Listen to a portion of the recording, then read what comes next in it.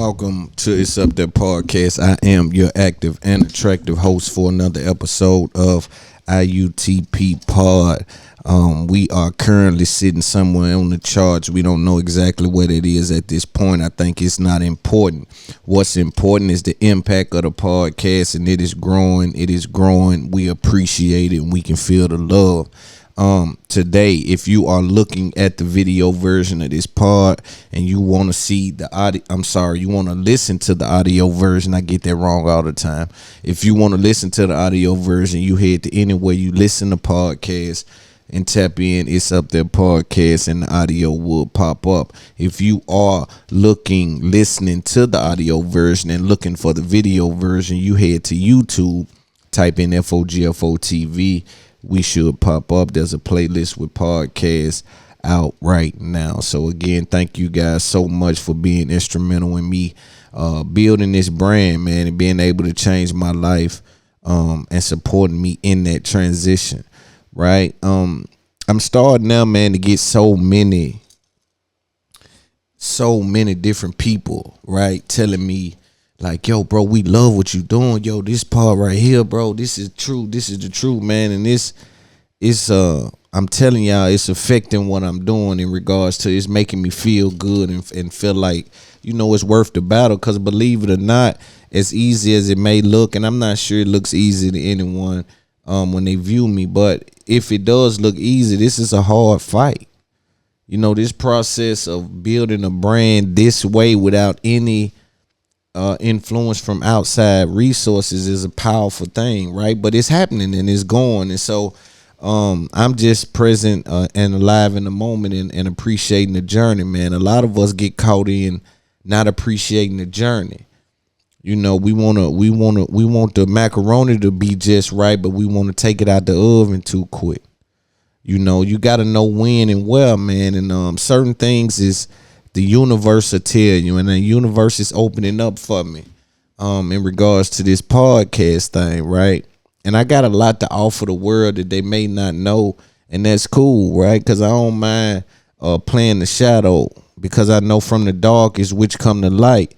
And so it's what I'm trying to bring to the game and be a part of, man. There's something, though, right, with podcasting and with building a brand like that I'm doing, like the other day on my Instagram, and my Instagram is really popping.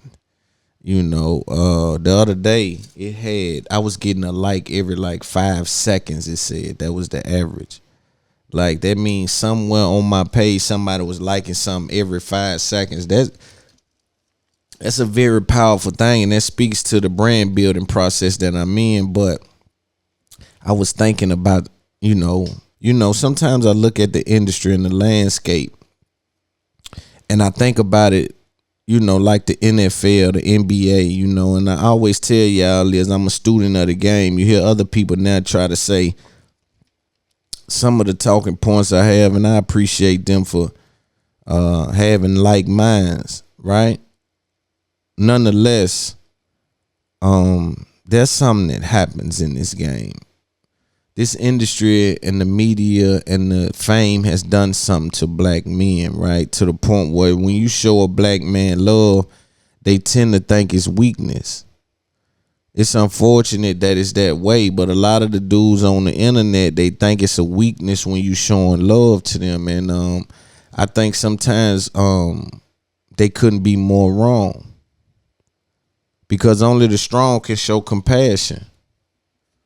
Or they so full of themselves they think there's a motive attached to things. When you look at somebody like Loon brand is moving, and it's gonna move, period. It's gonna go, period. And that's a fact. It's gonna go. We just gotta keep our head underwater and keep swimming towards the other side of the pool, right? And so that's where I'm at in regards to my brand. I know what's going on, but we'll get into the show. Rappers are some of the most targeted people that America has. I want to say this, and I want to be careful in my communication with it, but there's a war on rappers. Rappers are some of the most targeted people in America that America has to offer. It's a unique situation that they find themselves in, because while chasing the dream and while making all the money that the world has to offer, and being in high favor from the ghetto and the people that love entertainment, there's a section and a subsection of people that hate you more than those people love you. I see now they asking for DNA on YNW Melly. I see now that NBA Youngboy finna get out, and hold on, we ain't letting him out. Pooh Shiesty, they trying their best to, do what they doing to him. We see rappers, Boosie been through it. We see Pablo gone. We see Fredo Bang in there. And a lot of these people, the game continue to move on when they go, and it's so fucked up. Because when you win this, when you win the game, it's like a tornado. You in the middle of, and you think everything is spinning and revolving around you. But when that tornado throw you out of it, like it do a car in one of them movies, you ever seen a car come out of a tornado? That's how the game do some of these rappers. Boom, throw him way over there, damage him, tear him up. He see laying over there. Dudes laying over there with they battling beef that they still gotta move around with from records they were selling. There's no longer the situation like from trauma of being shot at and robbed or robbing or whatever the case may be. Certain people, man, like you gotta understand, man. But anyway, I think there's a war going on rappers, As we know, in America, the black man finds himself in a very peculiar situation in regards to being in contact with the powers that be, the people that make the laws, the people that enforce the laws, the people that carry out the laws, the lobbyists, the politicians. Those people don't relate to the poor. Those people have no skill set when it comes to coming down in the ghetto and being instrumental in a change or instrumental in communication. When they come and talk, our people fall asleep. When they see them in our churches, they stick out like a sore thumb. I seen the politicians go into the church. I always looked at their fun. I said, man, there's a white dude here. He got to be some kind of police or something trying to talk to the people. Nothing's wrong with that. I think it's less about what you're doing and more about how you doing it. But that's a conversation for another time. I want to focus on the war on rappers. Again, black men in this game, it just seemed like putting a square peg in a round hole. It seemed like there's nowhere for us to fit at outside of entertainment. Therefore, every black man they run into, they treat him and view him through the guise of entertainment, whether they be rap or the worst gangster movie that you've seen. The thing about the black man, when I viewed this and I looked at this with open eyes, and I combed through it with a fine tooth comb, and I said, there's one person that's hated more than the black man, and that's the black rapper, the black successful rapper, and the black rapper is 1A, 1B. The black successful rapper has to face all the trials and tribulations that the black man has to face, but then he got to be hated because he got more money than some of the people. You got to be hated from a standpoint of just looking at the logistics. I'm looking like more than you. Maybe when I pull up to the airport, you the person that gets my car, or maybe you the police officer that sees me and think that's a gun bulging from my hip when that's my cell phone. But whatever that is it has you viewing these guys through a certain lens. The mistakes that the black man makes is magnified when the rapper makes it.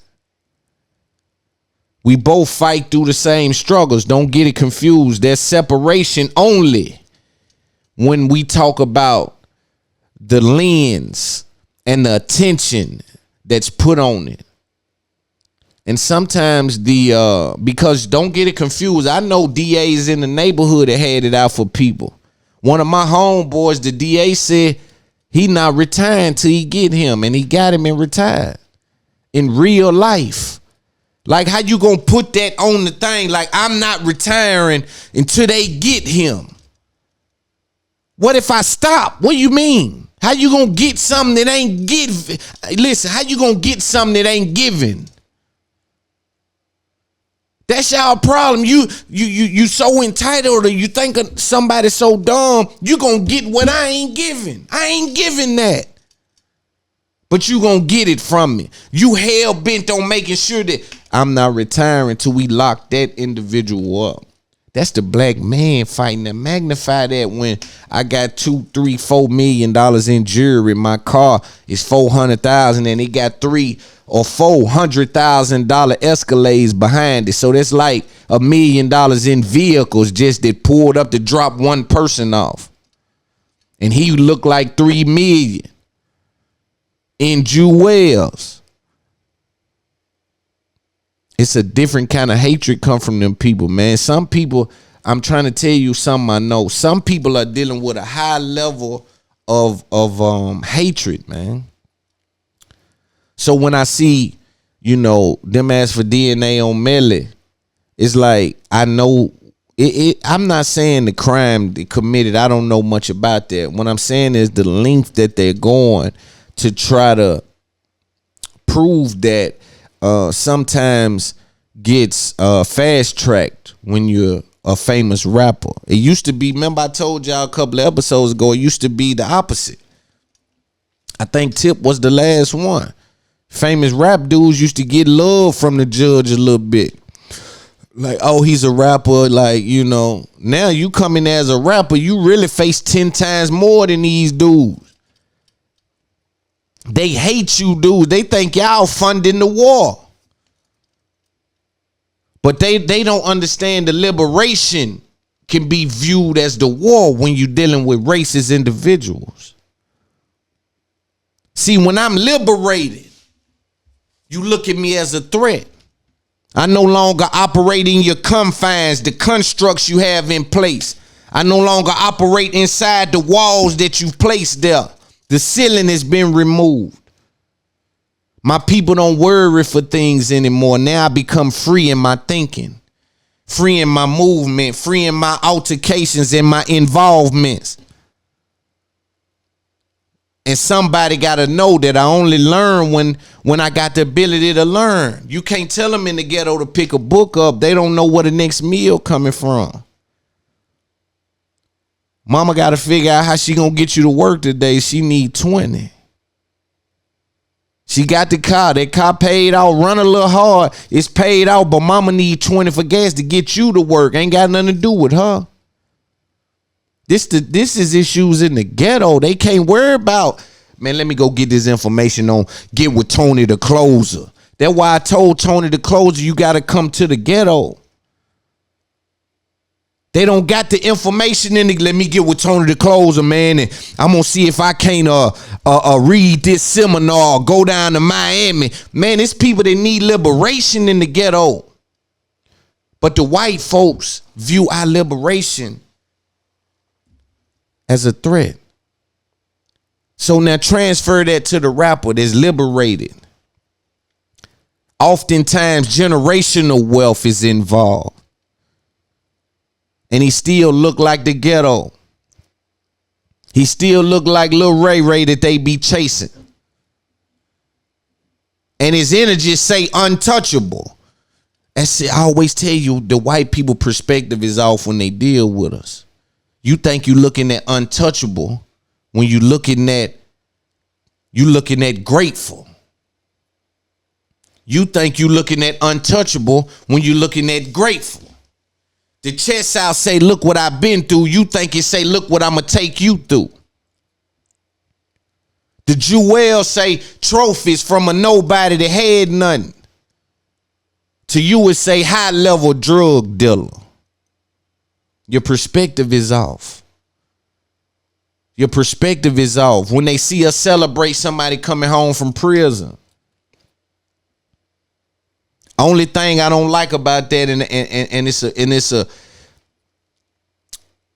it deserves some attention, is we don't celebrate the college people. We don't celebrate the people that chasing their dreams. You don't get celebration in the hood. Oftentimes you get laughed at. More times than not, you get talked about. People don't embrace struggle without danger. See, that's one thing about me. I understand that some people struggling, but there ain't no danger involved. When you hear people talk about mental health, when you hear people talk about all these different things, these things are real. But it's some people that's struggling with no danger involved in regards to it ain't no threat on my life in regards to like I'm not fighting nobody or nothing. Sometimes it's internal. Sometimes it's internal. What they feel like, what they view themselves as, where they haven't been. Sometimes people forget where they at and what they've been through and what they've had, and they focus on where they ain't been and what they don't got and where they haven't been. I think you need to know where you haven't been, but appreciate where you been and thank God for where you going. But the war on rappers is real. You see the DNA situation with Melly. You see Pooh Shiesty changing his plea to guilty. I wonder how that'll impact the time that he get or what's happening, man. You know, free Pooh Shiesty. It's a Tennessee thing. I don't see as much love as I think I should see for Pooh Shiesty, though. I see it from Memphis. Don't get that confused. Memphis doing what they do. But Shiesty was touching a lot of these people. Shiesty was touching a lot of these people for a good number. He was dealing with a lot of people. And that, you know, like when Kodak went to jail, like when NBA Youngboy, dude go to jail, this game continue to move. These dude, I just gave you the perfect analogy. It's like when you getting the money, they done put you in the tornado, but at any moment they can spit you out with unrecoverable damages, things you can't come back from. I see rappers still rapping. You was in the game 20 years ago. That mean they done took the ability to transition from you. They done took the ability to pivot from you. All you can do is rap. That's a problem. That's a problem, home. But let's get some updates on these cases. All right, so we're gonna talk about the NBA YoungBoy case a little bit first. I'll talk a little bit about the Pooh Shiesty case. Again, I do think it's a war on rappers, as well as a war on black men, women, and children. And again, sometimes people hear war and they automatically think guns and things like that. What I'm more so speaking about is a spiritual war. It's a mental war. There's things happening to alter the minds of our children and our black men and our black women. There's things being done to alter the viewing of our black men, children, and women. There's things being done to influence the outcome of interactions with our black women, black men, and black children, and a list of other things. And so for me, it's just important to speak about these things. This is why this podcast is instrumental in this spot and in this place. So many people enjoy it for so many different reasons, but one thing I know is that they know they gonna get a little game from LOON. But let's look at an update from one of the lawyers. This dude here gives all the updates. If you don't follow him, there's a problem, because he gives updates on legal matters in this game. The same way I speak kind of about the business of the game and contracts and those things and just examining things, he does the same for these cases. And his experience says that he should be validated in his expression. So let's take a look and see. At the core of what's going on in this NBA YoungBoy lawsuit is the challenge between how much can a cop do to a civilian. And based on what a cop knows about a civilian, and based on the situation that's going on, a cop can take various actions. Anything from telling you to stand, sit, anything from telling you to put your hands up, putting cuffs on you, putting you in a police car, taking you down to the precinct, arresting you, questioning you. So that is a very interesting dynamic. And in the Youngboy case, this takes various forms. Can they look at and inside cars that, he was in or that he was around? Can they look inside phones? Can they look inside hard drives? Can they look? So one of the situations where this comes up is, can they put cuffs on them? Can they take them and cuff them and put them in the back of a police car? Now, it's a fact, and you can see this on the video, and everybody agrees, the government and the defense, that of all the people who were there, all the civilians who were there at the scene, and there were many, I saw those videos by my count, at least 30, probably around 50 civilians on the street congregated there as the police came and did their investigation, arrested Youngboy and others. And of all those people, NBA Youngboy was the only individual who was cuffed with his hands behind his back and ushered into the back of a police car and kept there for 6 hours. Nobody else got treated that way. And this really supports the defense's theory that the cops went too far because they singled this guy out. It wasn't about, what they knew, what they had reason to believe, what the 911 call said. No, it was about fucking getting this guy. And in the process, they disrespected that balance between, hey, you got to have probable cause, or you have to have a basis for, doing what you're doing as a police officer. So going back to with what happened with Youngboy, you had a police officer, he testified, his name was Douglas Schutz, and he comes on the scene, and within literally seconds of him arriving on the scene, he's putting the cuffs on Youngboy, cuffing him behind the back and putting him in a police car. And the defense was trying to elaborate on and question him on, hey, obviously you wilding out here, right? What are you doing? Now, Schutz's whole point was that, this guy wasn't listening to me and I had to do it. But another part of the testimony that I thought was really interesting, and I think it showed the cop was lying. I don't know. We'll see what the judge thought. I didn't find it believable.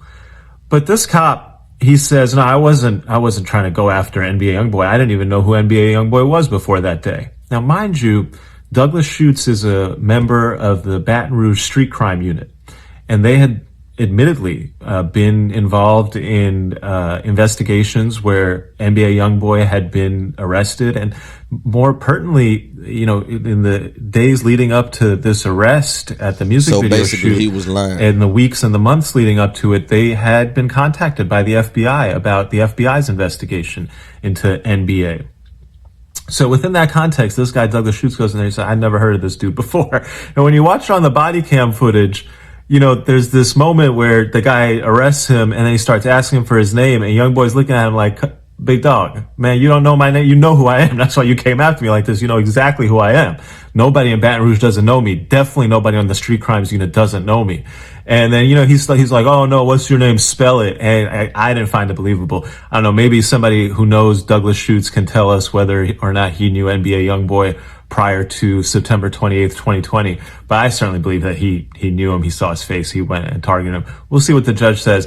And I thought it was a very interesting point. And, one of the other takeaways, NBA Youngboy is carrying a cross. Every defendant who gets his constitutional rights violated or has cops come right up to that line, maybe past that line, doesn't get the opportunity to have armies of lawyers go and fight for their rights. Exactly. That's the NBA point I'm Youngboy's about to case make. is doing just that. There's an army of lawyers going and fighting for his rights. Yes, that's the point I was things about are coming to make. out, and we're seeing things like the Baton Rouge Police Department's policy of allowing their officers to turn off the audio on their body cams.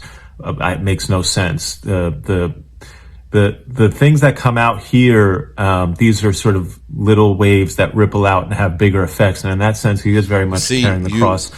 You see though, like I was just talking about, there's a war on rappers, right? Interesting.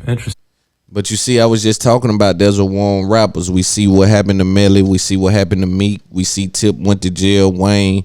We see Boosie went through hell. We see Fredo. We see Youngboy, Shiesty, YNW, Melly, Pablo Warren gone. We see Honeycomb Brazy gone. We see Finesse gone. It's a lot going on in regards to the war on rappers. But at the same time, like when they did that to Meek, it brought billionaires involved. So it put a magnifying glass on your interactions with us. Like NBA YoungBoy, it's a bunch of people looking at, hold up, why y'all, hold on, that ain't right. That might not be right. We don't think that's legal. Is that legal? But they do that to us. I was telling people a story, 15 years old, I was being searched every day because the police said they heard some things. I'm selling CDs or trying to rap and things like that. Every single day they bother me. They see my car, they pull over, do U-turns. And that's the black experience. So on the flip side, you do get to put a certain level of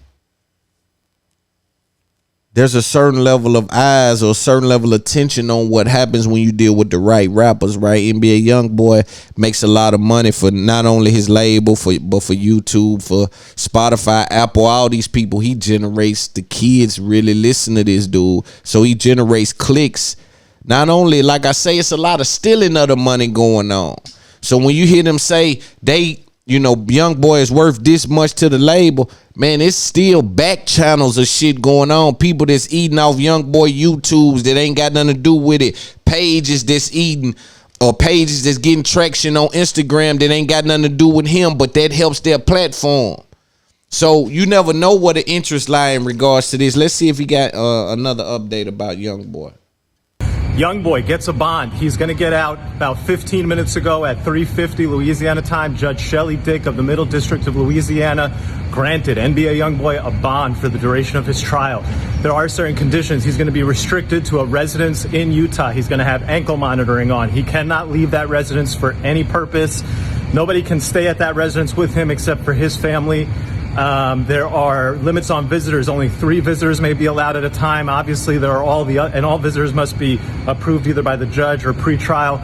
There's obviously a series of other restrictions like no guns, no drugs, got to subject yourself to drug testing.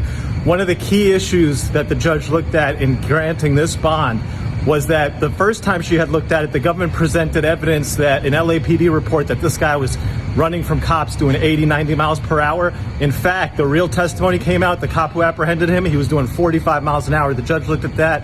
Other factors, NBA YoungBoy gets a bond. He's going to be at his house in Utah in a matter of days. All right, so after that, then this took place. NBA YoungBoy update. It's looking like he might not get out after all. There is a second criminal case that has been opened up against him in the state of California. The U.S. Attorney's Office in the state of California has put a hold on his release from detention by the New Orleans court. Okay, so what's going on here? He was charged for the possession of a firearm at the music video shoot in New Orleans. He got arrested for that in California. When he got arrested in California, they found in his Maybach truck a handgun.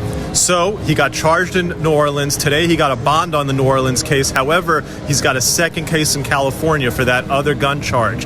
Now that California case is still open, and the California U.S. Attorney's Office has asked that a hold be placed on his detention.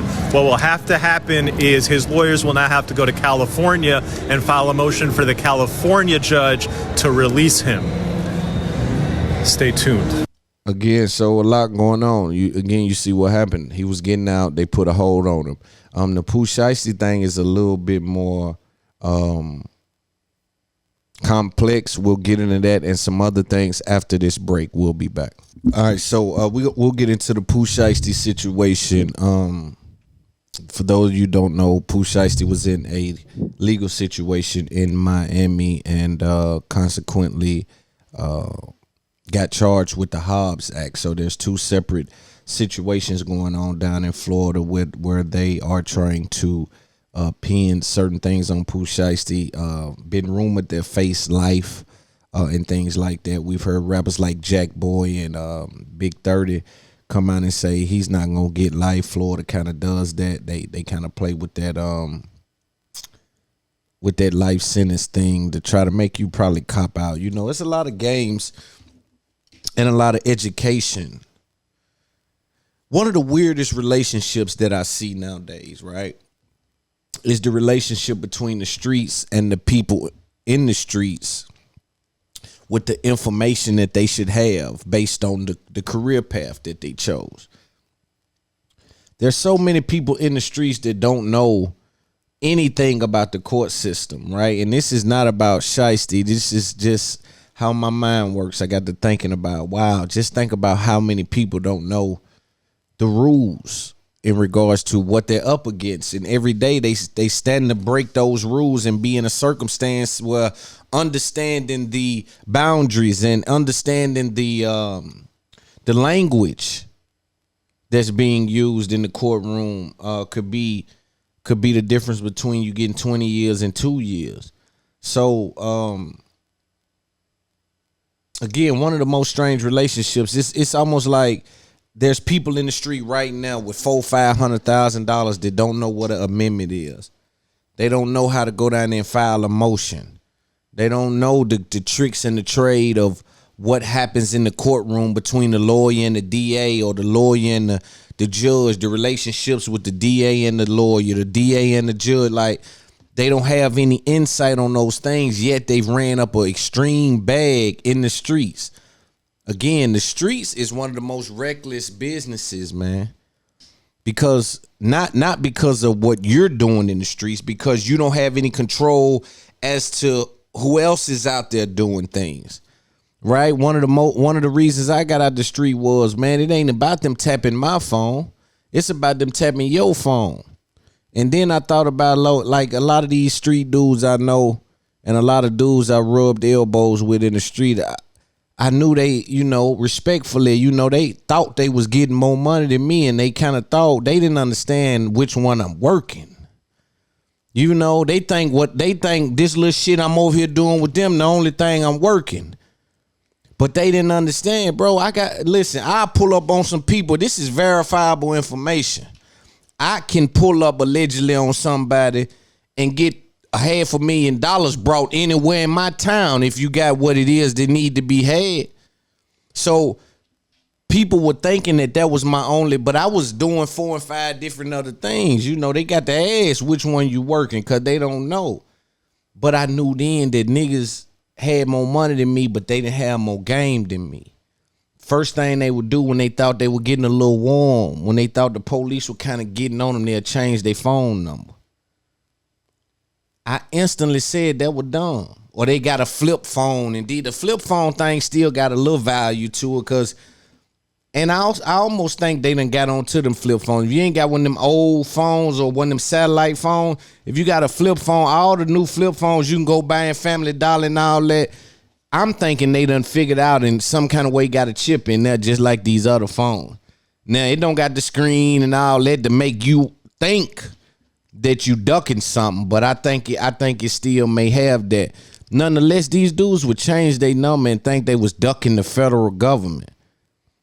And I would know that it's counterproductive. The first thing I would say was, okay, well, you changed your number, but then the second thing you did was called everybody that had your number and told them your new number.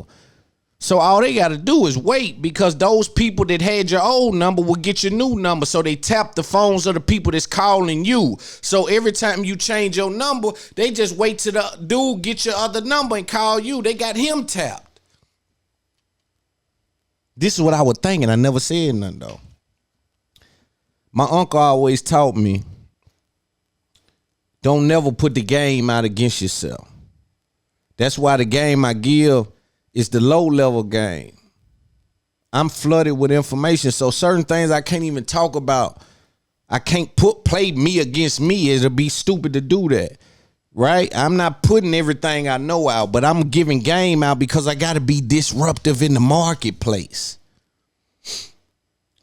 Some people, I think these industry dudes are so feminine. These industry guys, a lot of them, and I don't speak 100% on anything, but a lot of these industry dudes so feminine, they see me speak about them on my podcast, not diss them, speak about them and just kind of critique the game, right? And they get in their feelings. You mad because I'm hustling. I understand the marketplace. If I just come out here and talk about what y'all talking about, I won't be disruptive enough to get nothing going on. I got to be unique in how I approach this thing to garner my audience. Now, I can take a different way and go to dissing dudes and I ain't doing that. I'm coming out giving game out. Meaning I got to have a certain level of understanding. I'm talking about all kind of stuff. I'm dealing with lawyers and judges, mayors. Then I'm also dealing with the ghetto. People getting shot by the ATF. People getting killed by the police. Then I'm in the middle dealing with rappers, entertainers, writers, entrepreneurs. This is what I do, but I got to be disruptive. I can't just come out and, hey, thank you for watching this up there podcast. Hey, Lil Durk dropped a great album this week. On to Lil Baby. Lil Baby dropped the album. I got to go in and examine. Hey, let's look at the mindset of Durk. You got to produce an album with all them jackets on. At war. But see, only people like me can speak like that if you understand it from that perspective.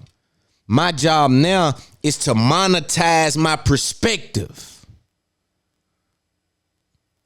That's my obstacle and my goal. Monetize my perspective. It's important that people know I'm not disrespectful when I'm talking to you. If I ain't called you out your name, I'm clear with disrespect. So I don't call rappers or creators. I'm on here critiquing the game. I need to be disruptive in my content.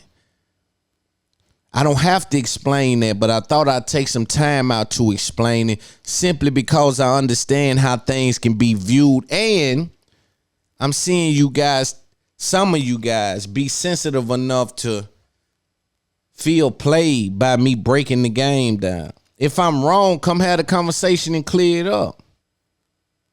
But I'm going with what I'm going with, and I got thousands of people riding with me, and it's growing every day. It's growing every single day, and for that, I thank everybody that's tuned in, everybody that's tapped in, you know. But we'll get to the Pooh Shiesty. Here's one of the first announcements that our good friend Lawyers for Workers on Instagram put out. Again, the go-to guy. We got another Pooh Shiesty update. The alleged victim in this case, the government has disclosed to Pooh Shiesty's lawyers that alleged victim is currently under indictment for federal bank fraud and a conspiracy involving various forms of financial fraud. So that's going to be interesting. The defense lawyers are going to take that and go to town. And they're going to be like, if this guy testifies against Pooh, they're going to be like, wait, aren't you currently the defendant in a federal bank fraud indictment? And, is the government offering you anything in terms of a plea bargain or some sort of reduction of the charges in exchange for your testimony, so on and so forth. The other thing, we already knew this guy was a drug dealer. According to the government, this guy was there to sell drugs and he gets robbed while he was selling drugs. Now we know he's also under indictment for federal bank fraud. Defense lawyers are going to have a field day with that. Lot to go with Pooh Shiesty, but again, the key takeaway in this case, the guy's going to trial facing a max sentence of over 20 years. And that trial is set to go forward next. We got another Pooh Shiesty up. So, as you see, basically, the guy that supposedly, allegedly got into an altercation with Pooh Shiesty in which he ended up shot, has now been indicted by the feds. Usually that kind of move is to get you to testify on the guy, right? Because we're going to try to pin you down and make you add credence and strengthen up what it is that we have on the other side. We see it with we see it with NBA Youngboy and Fredo.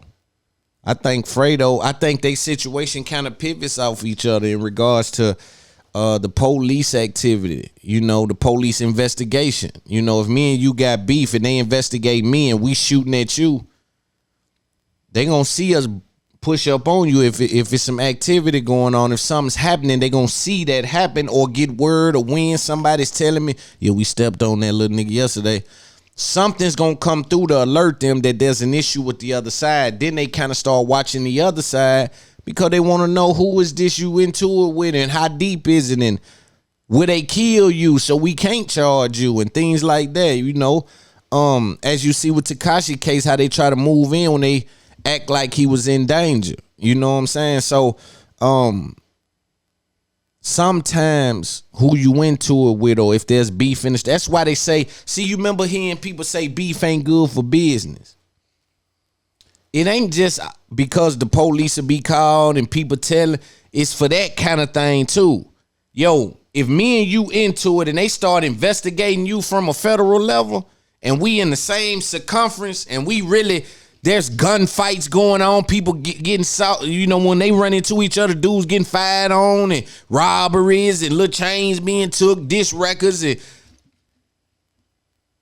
now they on me. Now they on me.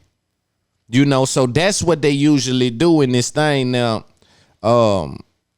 So, with him being on the other side of Pooh Shiesty case, now they investigating him. What's up with this dude? And then boom, now we got him on some fraud, type thing. And of course, if he testify, they gonna act away about it. But then after that, this came out. Boom goes the dynamite. Pooh Shiesty informing the court he will also change his plea from not guilty to guilty. Pooh Shiesty will take a plea. Pooh Shiesty will serve federal time.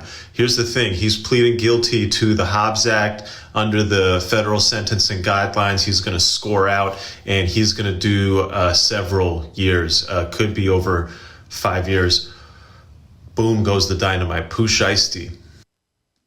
So, according to reports, he's now finna go ahead and get low and go. When I seen his co-defendant do that, I kind of knew that was coming. Because if your co-defendant do that, it's like, okay, now what position do that leave me in? How I'm fighting the case, dude with me is guilty. So I would think they probably had a conversation. Brother, lawyer saying we're going this way with it. And they just filed his before. So his came out before his did. Yeah, I mean, so that's just some of the stuff happening with rappers. Like I said, NBA Youngboy got a bond. Then California put that on them. So they gonna have to go out to Cali and plead their case to the judge to try to see if he can get out on the bond. Then move to Utah, work from there. Again, he makes a lot of money for a lot of people. So we'll be in tune and be watching to see what's going on. Hey, let me speak on this too right quick, because it's starting to bother me. And it ain't bothered me because people hustling. Hustling is a beautiful thing. I think it's a part of being a man, right? What I don't appreciate is everybody trying to bite my style and not say anything about where the inspiration come from. Creators are big on credit, and I take it offensive when I see people do and be inspired by what I'm doing that's the indirect proximity of me. Now, people I'm inspiring, I don't know nothing about that. And if I have inspired you and you're a true creator, you'll probably say it. Like me. I get inspired by people and I get those kudos on a daily basis. But I know firsthand, personally, that I've been the reason why a lot of people is starting the podcast. People that know me personally, right, has now can feel it and want to do this thing and be a part of the creative, right? And I'm with you, and I can appreciate that. But again, you cannot, first of all, I'm not worried about nobody copying me. Respectfully, I don't want to be you and you can't be me, right? So these things are just what it is. And it ain't no, I'm not putting no kind of Kool-Aid on that. I ain't going soft about it. I ain't trying to be nice about it. I'm just putting it out there for what it's worth. But again, at some point, man, for you to excel in this game, you got to swallow your pride, bro. Every time you hear me link up or say something about the people that helped me or inspire me, I'm going to always say that forever and ever. You know what I'm saying? And also, it made me think about, like, all the hard work I put into this. I must be making this thing look easy, This thing must look easy. People must be looking at this thing saying, bruh, doing it, he killing it. He killing that. I think I can do that too. They don't know the years of information that I've been smothered in. They don't know what it's like for me to, you got to think, they all got to go get with somebody. Y'all still ain't pinch your hat on that. Yeah, y'all still ain't swallowed that pill. I do this by myself. When I say by myself, I mean in front of these cameras, just me and these topics and no notes. It's a different type of thing happening. And that's why it's offensive to me, because you go get with 6 people, 3 people, 2 people, you know, and I know what it's like to do it with them. Shout out Jade and Daisha. We did it a long time like that, you know, by 10 episodes. I did it like that. I know what that's like. That's a beautiful thing, bouncing ideas off people and going up with it like that. That's beautiful. But what I'm doing is just a little bit different. It's different to do it this way. It take a lot out of you to do it this way. You know what I mean? I'll get off all that. Just thinking about the Pooh Shiesty stuff and the, you know, YNW Melon, the honeycomb braids and the Fredo Bang and Rollo, Free Rollo. He one of them ones too. Like, damn. You know, when I got to thinking about them, I was like, man, just think what it probably feel like. Some people that you know, got over to a place, found a group of people, enslaved those people, had them doing free labor, and then those people figured out some kind of way or not, because we not out the woods, but we not what we was, right? And I got to thinking, I'm like, okay, I mean, that's one thing. But then I dug a little deep and said, it's one thing to do something, but it's another thing for it to be working. You mean to tell me I actually got all these people picking cotton, which is the number one resource at that time.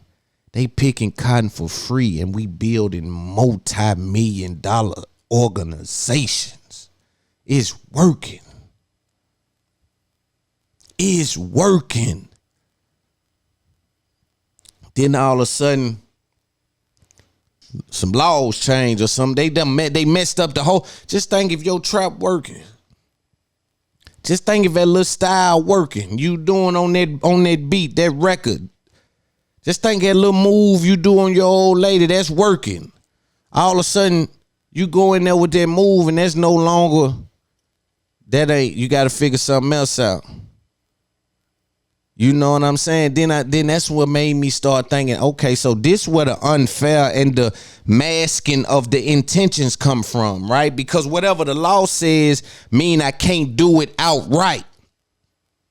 Yeah, that's all the law mean. The law don't mean you can't do something. You can't, it's a way you gotta do it, right? That mean I can't just do it outright. So yeah, we can't be whooping them out here and making them do this. But we can put a felony on them, and the only job you can get is a low-paying job doing this kind of work. Or we can offer jobs to people in jail and mask it under something and pay them 10 cents an hour, 2 cents an hour. Right? So the circumstances around it changes, but the result is the result. You damn near free labor. Yeah, they went from free labor to damn near free labor, because them folks working in them jails, that's free labor, fam. And then somebody that working for an unlivable wage is free labor, almost, in my opinion, right? It ain't free labor in the terms of the actual definition of the word, but in the grand scheme of things, what you're getting out of these people you're paying this little amount of money to, what you getting out in terms of business, in terms of business equity and things that'll make that business go and actually be profitable, what you're getting off the backs of the people you pay the less money to is almost the same concept, but it's a little tweaked. And I think if we go with inflation somewhere, that may be close to nothing that they're giving. But again, it's a thing when you see it working. When you see, man, they let me tie these folks up, man. I got 1 or 2 of them I let in the house. I got a couple of them, wives, I hit them and send them back out there, like, and then they working for free. We don't teach them nothing. We don't let them. But we'll throw some trash food out there and then look up 20 years later, we want to eat that food. That's the good food we've been throwing away. Now it's what we done with it that made it the good food. Yeah, didn't nobody know lemons can make lemonade. Yeah, didn't nobody know oranges can make orange juice. They thought you had to peel and eat. Somebody had to figure out you know what I'm saying? And so for us, whatever you hand us, we gonna double it up. Whatever you hand us, we gonna make resourceful for us. You know, and that's why I make this internet stuff is very powerful.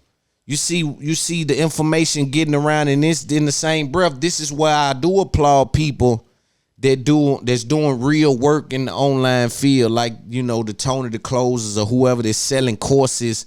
If they're effective, I don't know any of these to be effective, but I know some of their brands to be what it is, like Bandman, Kevo, you know, Omni and the Hellcat, some of these guys that's been resourceful to the ghetto. This is also on the same breath as you hear me talk about how they got to come down in the ghetto because some people ain't got the bandwidth to go and read a book or sign up or this or that. You got to come holler at somebody that they coming to holler at and bridge the gap. It's a simple thing to do, but them guys is so important in this infrastructure that we currently have, simply because look at what the internet done with the tax information about the G-Wagons. Look at what the internet done with the information about the PPP. Look at what, like, when we go to talking to each other, look how many sub people are fixing credit and earn your leisure and this and that. Look how many people that's figuring little niches out. And hey man, I'm telling y'all, we gonna help you get some money. You got gambling folks that's over here helping folks. The information gonna go to spread. The information gonna go to spread. And so once we get our hands on some information, we know what to do with it. Not necessarily we know what to do with it, but we gonna do what it is we taught to do with it. Whether that's good, bad, or indifferent. The problem is in the hood, we're taught to do the bad, illegal things. Nobody's coming to the ghetto. As I'm telling Earn Your Leisure, as I'm telling Tony the Closure, as I'm telling Omni and the Hellcat, Bandman, Kevo, where I'm from, ain't nobody coming in the ghetto saying, this is what you do to your credit. This is how you go about doing business credit. This is what you need to do a dollar for dollar taxation. This is how you, nobody's doing that. And that's in every ghetto. It's people that I'm talking about, that I'm talking to, right? Y'all hitting a lot of internet guys and doing a great job. But it's dudes that got money still in the ghetto. It's people that's lost in the ghetto that don't got time to, they don't got time to sign up for your OnlyFans, homie. And we not saying run yourself dry. Some of that basic information, get with some of us and let's get that out. Shout out to D-Strap. His old lady has a credit thing going on. You know, I see people selling, cost you, $8.99 a month to fix your credit. Here's a woman that got the information and said $80 a month. Or not even $80 a month, $80 one time, I'm going to fix your credit or help you with your credit or restructure the situation. This is what I mean about the information. Once we get the information and the right people got the information, you're going to see some results. You're going to see shit start to open up when the right people got the information. But it's about coming down in the ghetto, getting these folk to understand, hey, when you get that $1,600 at the beginning of now, baby girl with the 8 kids, when you get that $10,000 at the beginning of the year, this what you need to do. Write it down. I got that from It's-Up-There-Podcast. He was sitting down with such and such entrepreneur, the mogul, the internet mogul, serial. He was sitting down. He gave some real game. He said, get your pen and pad out, watch this show, and write this shit down. And that's how we feed our people. You give a man a fish, he'll eat for a day. You teach him how to fish, he'll eat for the rest of his life. All right, let's talk about Young Thug. So for those of you that may not know, Young Thug dropped his album Punk, featuring, of course, a couple of his homeboys, some of the biggest artists in the game. The direction of Punk was a different direction than the casual boom bap trap person would think. I can appreciate that because I understand growth. I understand markets. I understand brand building, right? So in my opinion, as when you got the machine behind you, it's always important to plant a seed in as many different genres, as many different people as you can, so that once that machine is gone, you hope to find yourself somewhere along the lines of what a Snoop Dogg is, right? So I mean, again, the game is always placed in front of us, but he dropped this album. I listened to it. I like it. Again, different approach on the album. I think Young Thug's place in the game has changed too. You know, we see academics say that he's not a big dog or whatever the case may be in regards to not selling over 100K. I'm not sure who makes that distinction. I won't say that to be true or false, right?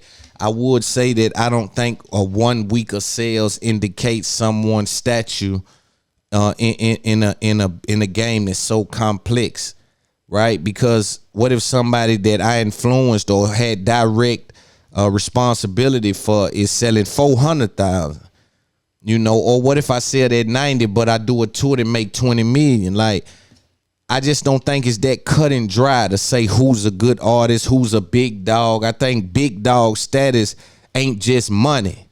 Like in the street, you know, just because you got money, you not a big dog. You know, you don't call no shots nowhere. Don't nobody respect your pimping. They don't respect your game. You don't have no game. You just got money. And to me, that's what academics is doing with these record sales.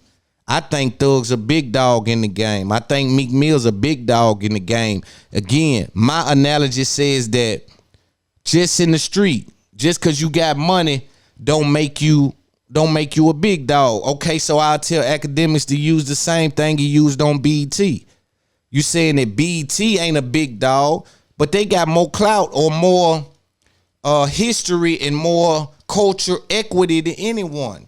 They may not, in your opinion, have as much impact, but what makes you a big dog? Not just because you got the culture equity. It's a slew of things. So you got to have more than just 1 week worth sales to make you a big dog in this game. You got to have more than 1 week worth sales to make you a big dog in this game. So I'm going to have to give some pushback on that. To me, again, looking at Thug and what he sits in this game says to me 100 times out of 100 that he's a big dog. What he's done for the culture, what he's done in fashion, what he's done culturally for other rappers, the style, the whole thing. He took the Wayne and spun off of that with his own vibration, right? And then start creating people. And another thing Thug don't get enough credit for is he embraced his damn near what could be viewed from a casual fan as his clones. As people that was direct competition to him, he embraced them. You know how hard that is? As being a rapper, getting money on top, and here go a dude that, but he had to practice what he preached. Because if you remember, that's what he was looking for from Wayne. So when you see a dude carry out their expectations, I think you need to speak about that even more, because dude embraced people that a label could have signed and made his direct competition. Them dudes had his style, his look, his everything, but you know what? He wrapped his arm around him. This my people. Y'all embrace him. Embrace him. And them boys went off to they went off to turn up and do their thing. You know what I'm saying? But it's just no media person said anything for the South or said anything for Thug or Meek. And I wanted to present that pushback on that point that was made. Again, one thing ain't never made nothing a recipe. Yeah. And it's a recipe to be a big dog. It ain't no one thing to make you no big dog. So you can't come at me saying, yo, this week of sales made this person a big dog. Like, let's relax on that and let's embrace the game as it is changing. And no, big dog look like Thug look to me because he got Gunna. He got that whole YSL situation. He messing with Travis, the drummer dude. He's on a different level. He Jimmy Kimmel. He's in his impact wherever he go, gonna fill it up. People coming. You know what I'm saying? And so I just want to kind of push back on that. And the same with Meek. Meek's tour doing good. Meek is selling pretty good. Like, I think it take more, bro.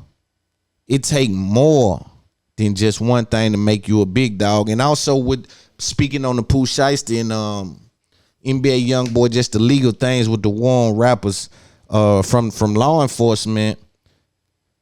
You see when they got with Meek. See this is the problem when you messing with money. When you mess with me, now I got some people on you that I done forgave you and let it go. And they still being tedious and messing with you and filing shit. And you got them billionaires on you over there. We done named it something now. All the money we funneling through, we slick writing it off. So now we done set up something to be constantly on y'all ass about what y'all be doing. Because it's not because you mess with Lil Ray out the projects. It's cause y'all go to messing with the rappers from a different level and it be obvious sometimes. And now you got to pay for what you do to everybody when a certain level of eyes start getting on things. You know, but back to Thug, man. Thug, again, in my opinion, is a big dog. He appeared on Breakfast Club and said some things in regards to Drake and Kanye. I want to kind of build on that. Let's listen to what he said. I bought the house. And it had snow. You had snow inside. Yeah, it was so fire. I'm like, hey, I want to do like all white vibes every single day for the rest of this album.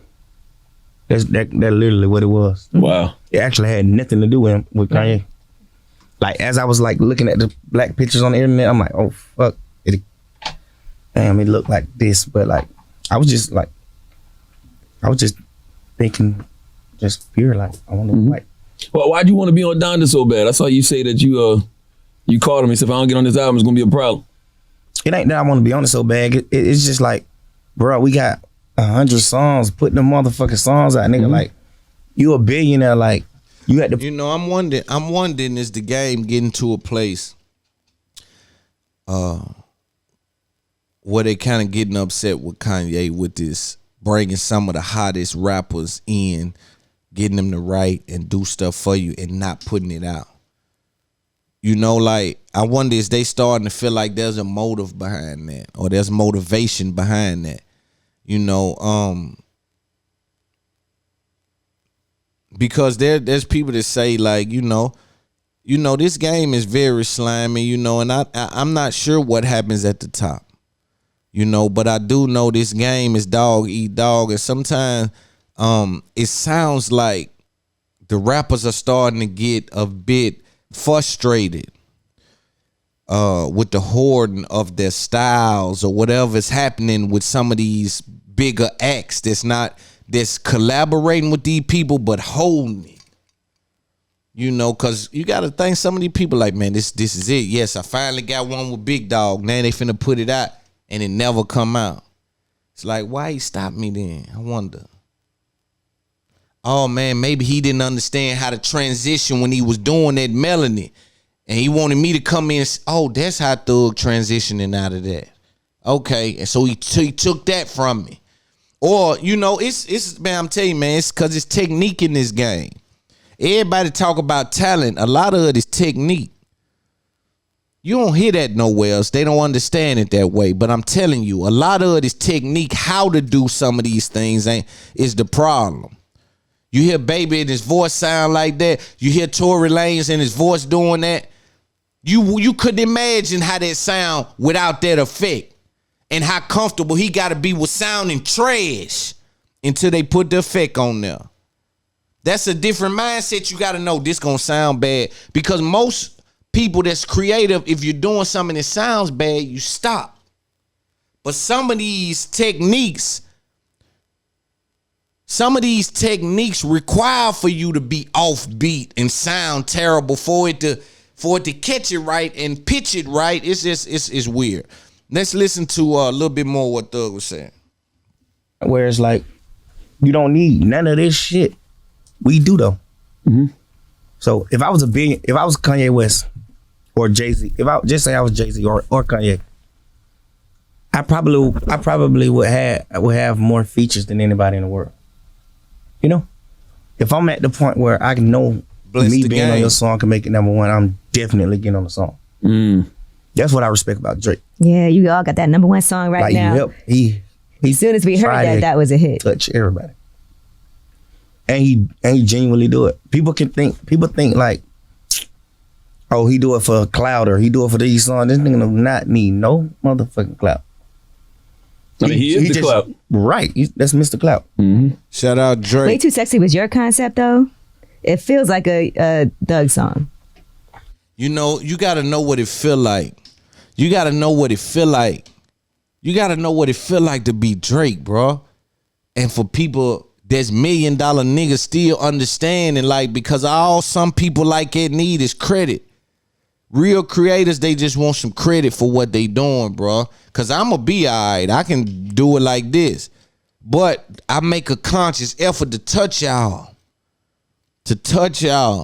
And the little bit of flame I get or the little bit of gas I get in my tank versus the gas you get, it's an overwhelming difference. We don't know how to play out in the long road, but just dealing with the specifics of right now, Drake giving you a way bigger push than you can give him for anybody. But the idea that you can wrap your mind around still being that conscious to be able to tag people in the game. Tag people in the game, man, because I'm telling you, they hoarding the money and the information. Came to the studio like fresh. Who like, man, you gonna success shit, bro. We just in the studio talking shit and just like joning and listening to beats. The beat come on. And Pluto just like, man, let's do some sexy shit. So we just like freestyling to each other. Then it's just like, too sexy for. It just came about like that. You knew the song, that Right Dead Fred song? You knew the song, Right Dead Fred? Right Said Fred. Who was that? What's his name? Right Said Fred. Right Said Fred. You knew that song? It's about the old joint. Song. Yeah. Yeah, not word for word. I knew probably 40% of it. I want to go back to the Jay thing. You know, Jay used to do that back in the day, though. What? Like just jump on people records. Like, you know, when Hot Boys first came out, Juvie, Cash Money, he jumped on High. You know, Jeezy, Go Crazy remix. Like he would do the feature thing for artists way back in the day. Right. I'm talking about now. Mm-hmm. Yeah. Hey, listen, and I want to respond to that, Charlamagne. Jay-Z did do that. Shout out Jay, big general in the game, right? He touched Juve and them, but he had to touch them folks. He was trying to grab the South. See, back then, it worked different. Everyone wasn't in one pot like it is now in far as the internet. All the consumers is in one pot with the internet. So the region thing is disappearing slowly but surely. They're invisible lines. It's really the old heads that still hollering the up north and all that, or down, so like it's the older people. Most people now it's invisible. Your favorite artist can be from anywhere, right? So Jay was doing that. Number one, his influence was still the man, but it wasn't what it is now. So he was doing that to touch Texas. He needed Texas. He was doing that because Juve and Birdman them was, motion was going on. They was having real deal motion, so it wasn't necessarily to make their song number one. Because if I think about it, Jay wasn't giving away songs that much then. He was getting people on his stuff, but I don't know if he was giving away records then, right? I'm jumping on your record. You know, a lot of those records were on his albums, right? And I think, again, back then the strategy was different. To get the South, you needed to, and it's still kind of like that now. It's like, yo, if you want to kind of get the South, you can go get Moneybag, get Lil Baby, You can get Thug, you can get Future, you can get, it's certain people. If you want to get the West, you need to get, Blueface or Kendrick or somebody like that. If you want to get up north right now, you might go get 5EO or TJ or, you know what I'm saying? So it's stuff happening like that, and it's still like that, but I think the intentions is different. We talking about from a position of power to be doing that. That's where the difference come in at. It's a position of power thing. Jay sits at the top of the mountain. Kanye sits at the top of the mountain. Drake sit right below them. But he's operating totally different. And I don't know if it's the bumps and bruises or half the stuff they went through past him or certain, I don't know. And we hopefully talk to him one day to be able to comb through that. But for Drake to be as close to them as he is, his behavior is contrary to theirs. And I think it speaks volumes, and it may speak to him being at the top. Cause they had to fight to stay up, but Jaden made it hard on themselves by doing it that way. You know what I'm saying? Jay kind of made it hard on himself by not being as available, right? That mean I gotta really carry this ball.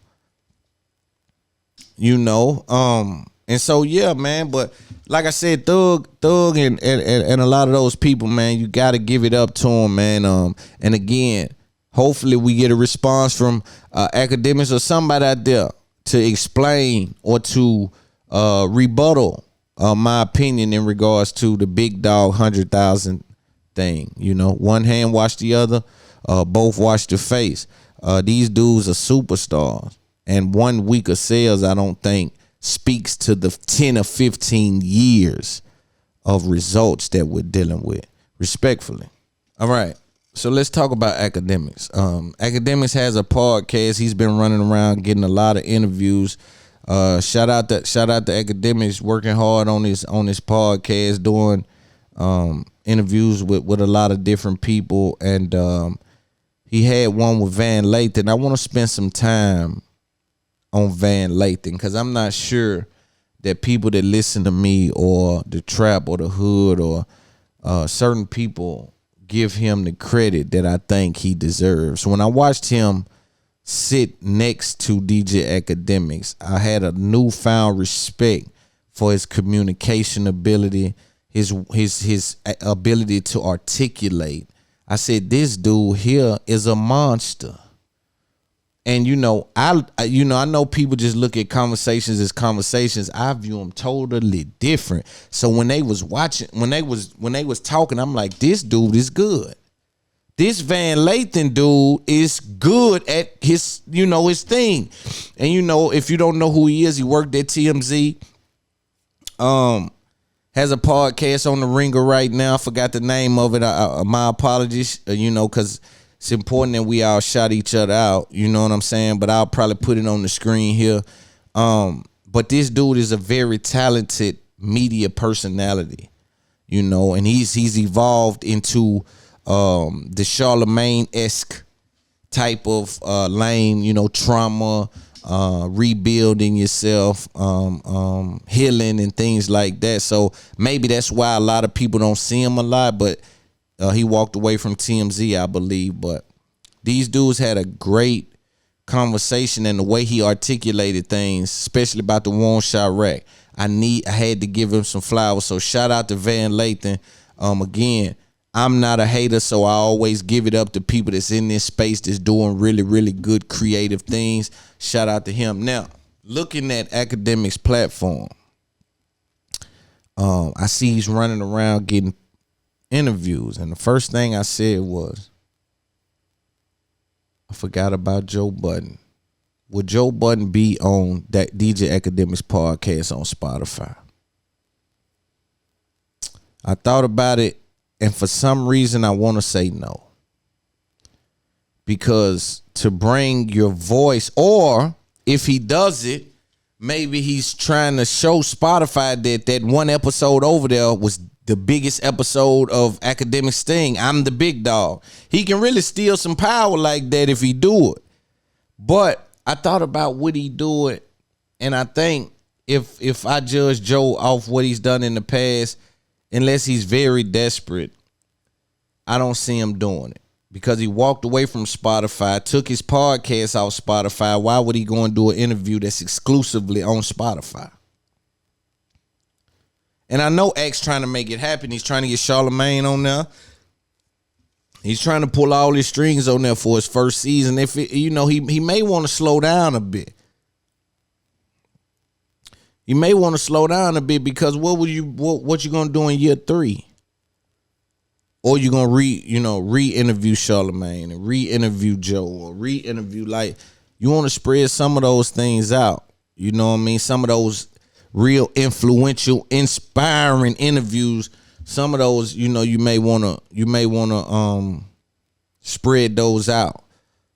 Some, but unless you're trying to hit him across the head with a re-up. But that's the first thing I thought. Would Joe Budden be on DJ Academics podcast? I told myself no. You tell me what you think. We're gonna now look at a part with him and Van Lathan talking on his podcast again. They got into a lot of different things. We're gonna listen to a little bit of the Rory and Mal part. I'm examining a little bit of what they're saying. Again, Van did a great job. X doing a better job with his pod in as well.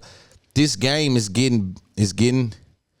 Y'all better catch up. This game is doing what it's supposed to do. Let's take a look. There's supposed to be broadcasts. As I told you, they were literally just like echo chambers. They were the ad-libbers for basically, Quavo, which is Joe Budden.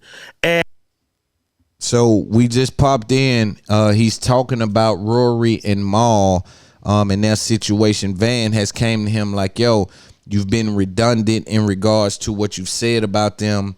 It hasn't been a correction. It's been an overcorrection in terms of Rory. Mal is catching all kind of strays because let's talk about that. See, that's what I need to speak about academics. Speak to academics about Mal. What has Mal done? Because every time you talk, I hear about Rory. But then when you slander him, I guess you said, well, they come in the same pack. They come in the same, package, so you get at both of them. But I really want to know, has Mal done something, and what if so, what, and what keeps you going at Mal that way? Nonetheless, Van Lathan also pointed out what he would call hypocrisy in regards to academics' handling of Meek Mill and his handling of Rory and Mal, because he said he squashed the Meek Mill beef because 21 Savage, shout out Savage, didn't squash the beef when a lot of people were calling from that side. I'm not sure if Joe called, but Van definitely called. He said he called. So you're dealing with that. So he's like, yo, I called. So what's the difference? Then he said something about a green light, or he said something about what Rory done, and Meek said a green light. Like, he made a bunch of comparisons like, yo, you let that go with this, why not let this go with that? And Act is continued to explain that. And so that's where we are. Let's continue.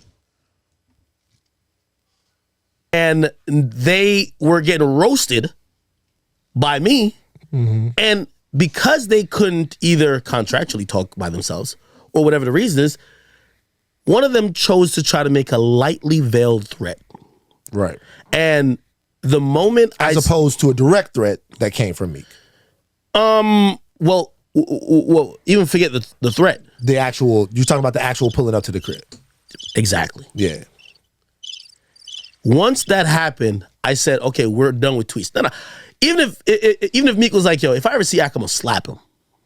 We can still talk. Like, you didn't see me, you didn't slap me. We could talk. Right. You get me? Yeah. So, like, I get what you're trying to say with the green light. Like, we could talk. Nothing happened.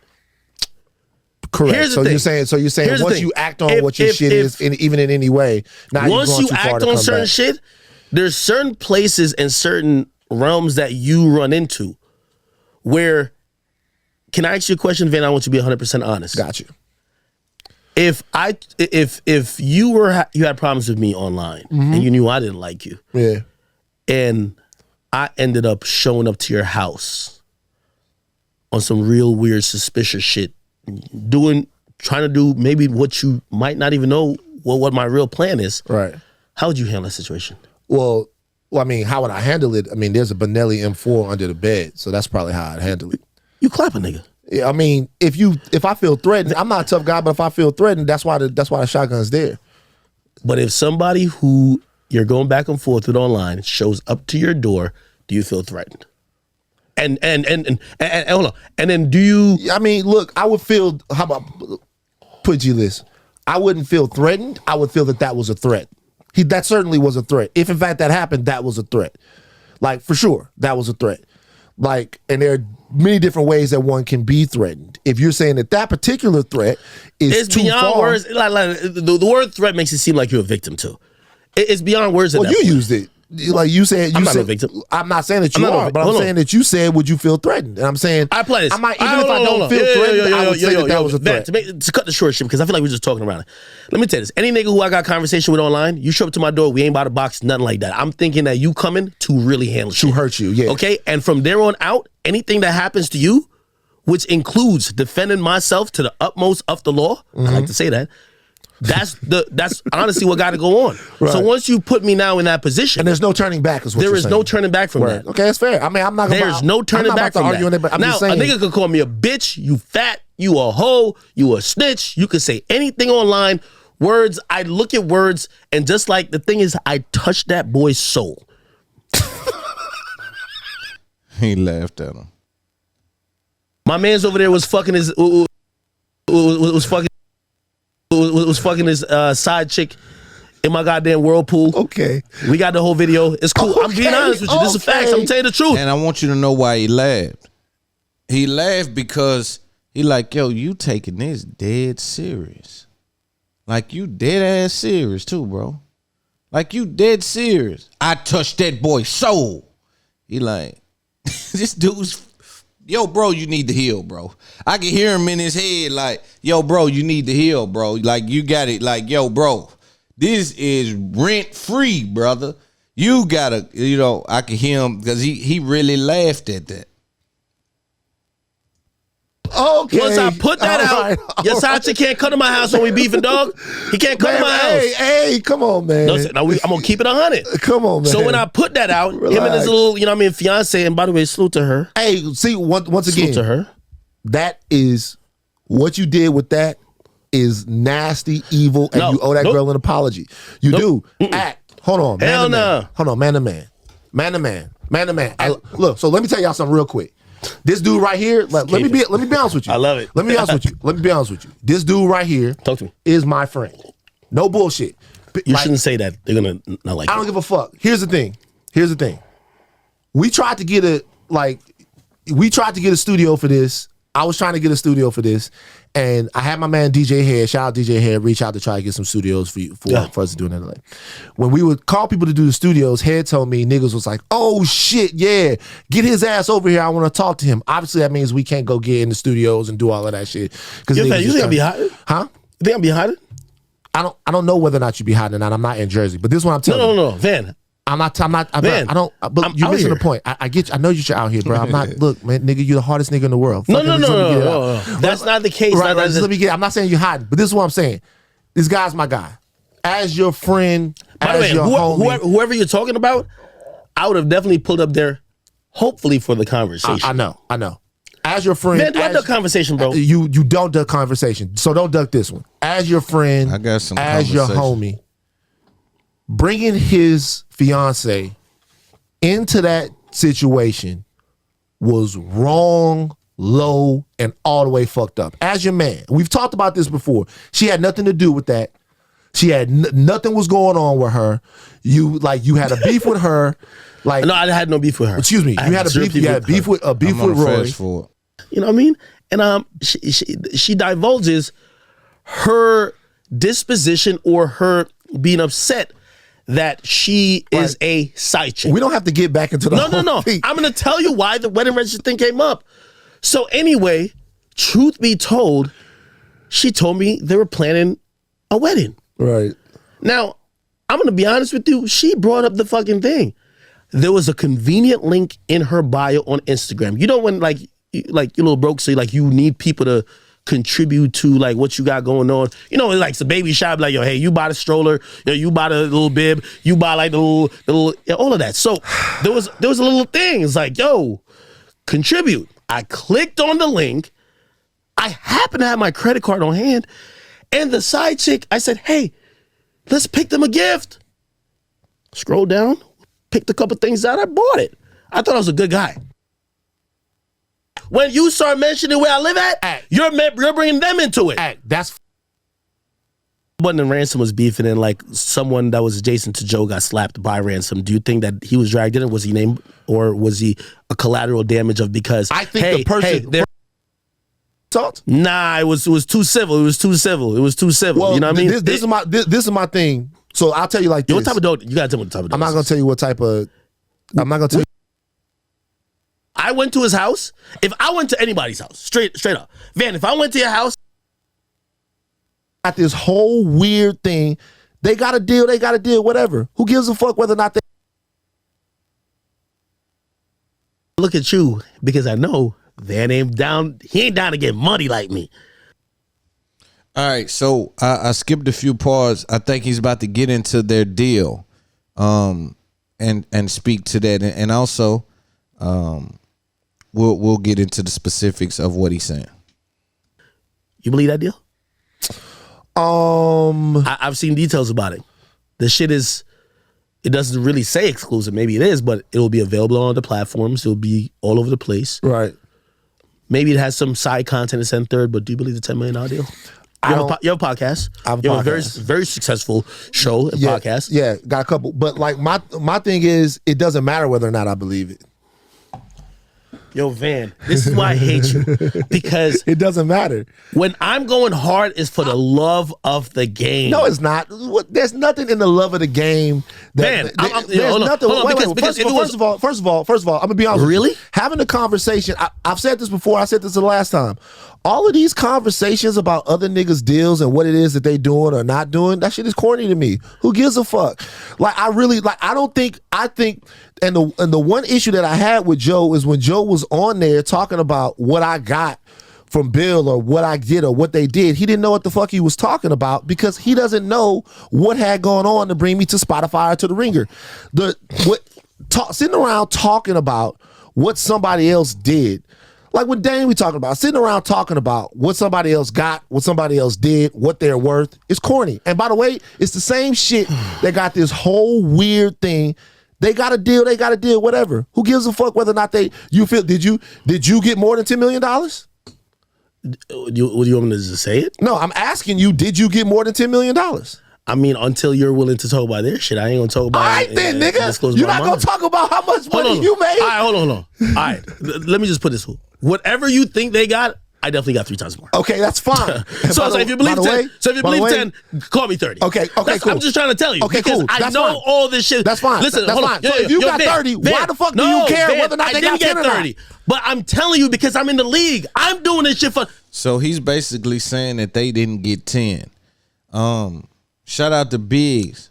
You know, I'm not sure, but you know, I don't know them dudes to be chasing down nobody about no paper. So it sound like academics is saying they didn't get 10. Let's listen.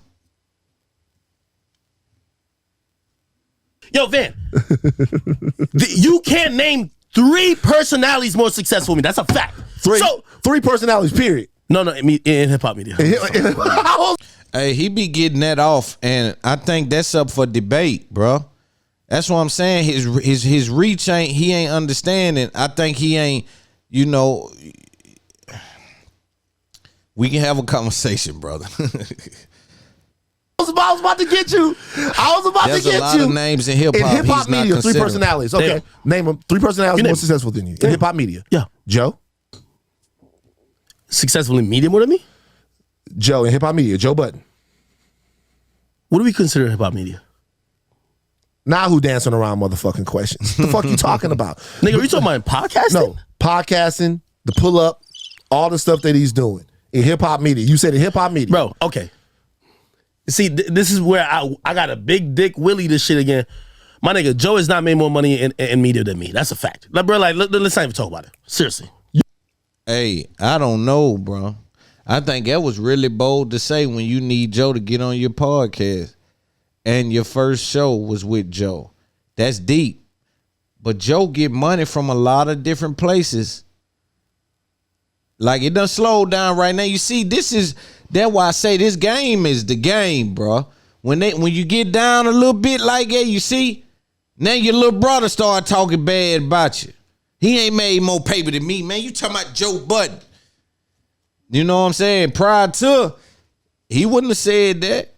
You know what I'm saying? But again, paying attention to the game is always important. You asked the question. Okay, well, I can tell you that. I don't know how much Okay, so money name he other made. people. Can't say I'm that, telling bro. you. Charlemagne? Charlemagne's a big dog. He's a big dog, He's right? a big dog. He's a big Shout out, Charlemagne shout getting out, them see the rated. God, see the God.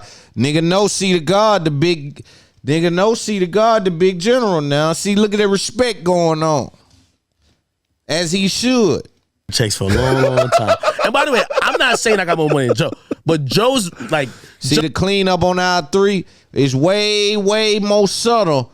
I want you to peep something. Again, the league is the league. But I want you to peep something. The cleanup on aisle 3 is way more subtle than the, hold on, he set that whole thing up. Hold on, give me a second. Joe ain't made more money than me, and that's a fact. And such. Name somebody else. Then when he cleaned it up, I'm not saying I got more money than Joe, but let me say this. You just slip it out there. You see, and you just pay attention. Joe gets money from everywhere. Hey, shout out, Ek. You working, boy. You working hard. I'm seeing you. I've only done media. right. Everything that I've ever owned is from media. Sure. Joe's done Love and Hip Hop. He's had, a pretty successful music career. Like, he's done other shit. I'm straight media. So the point of even when I was When you told say hip hop media, Yeah. you're talking about niggas who strictly got it hip-hop off doing media. So I don't care what Nori did before. Charlemagne got it off in media. Yeah. I'm saying you said more successful. I'm saying Joe, and this is because these are two guys that you've brought up to me, saying that these are people that you look up to. Fuck with both of them. And that you're 1A and 1B. 1A and 1B. Mm-hmm. So Joe, Charlemagne, and what do you say about these radio guys? Like, what would you say, like a big boy? Bro, come on now. Big boy make a lot of money. Yeah, Okay, what do I'm you? not saying he doesn't. Time has changed. That's all I'm gonna just tell you. Times have changed. Big boy make a lot of money. Ebro make a lot of money. Yeah, you were saying more By the way, successful. Ebro's back. See, you can't. You see, you were saying more successful. Now, what is successful? It gotta be talking about the money. We talking about Ebro. We make a shitload of money. We talk about Big Boy, shitload of money. Nick Cannon could be considered hip hop media. You understand? Vlad, hip hop media. So hey, it's a lot going on hip hop media. Then you got to start looking at companies that's considered hip hop media. So again, and then if you want to add Instagram, people like Act make a lot of money from Instagram and social media, but so does the Shade Room. So does Neighborhood Talk. So does Say Cheese. 6 figures maybe a month. It's a lot of these companies. So you gotta, your perspective sometime be off when you stay in the back cave. Betting on both sides now. Ebro got Hot 97. Ebro got Apple. But see, all of this shit is kind of whack to me. You don't think it's kind of there's whack Twitch to spend streamers. this Hold on. You don't think it's kind of whack to rewriting this spend, whole shit. Wait, There's you don't Twitch think it's kind of streamers- whack to spend Yo. this type of energy on who makes money, who makes the most money, because and who got this and who we gotta got rewrite that? the narrative around here. What's the narrative? Rewrite Because it. when I keep telling you are you reselling your little Fitbit shit? Yeah. Yo, when I'm talking about Ruri and Mealy Mall, it's not because of I'm judging. I am infinitely more successful than them, and you can't mention any. I like standing on my shit. Right. And if I didn't stand on it, I know it's even in a podcast game, we keep hearing random vague shit. I stand on my shit. Right. I'm mentioning them bum ass things because number one, I don't like them. That's a personal vendetta. Number two, I like it for the love of the game. Right. You get me? Shit, there was times that when Joe mentioned certain numbers when it came to his possible deal with Spotify, I was like, is this possible, this and third?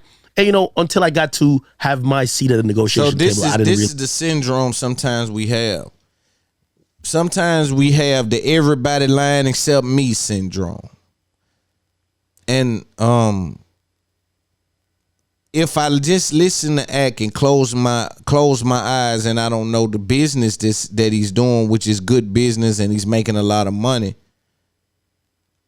it sounds like I hear somebody that's saying that nobody else is validated but me. No, what everybody else lying about what they making from podcasting but me. I'm the only person that can make this amount of money. Or if you not making this amount of money, you lying, you are making this amount of money. It's like the barometer is me though. I'm the I'm the test. You know, so, you know, if I got 10, you didn't get 10, you got 3. It's like, I'm not sure where that's coming from, but something's making bro do that. It's coming off, it's being received like that.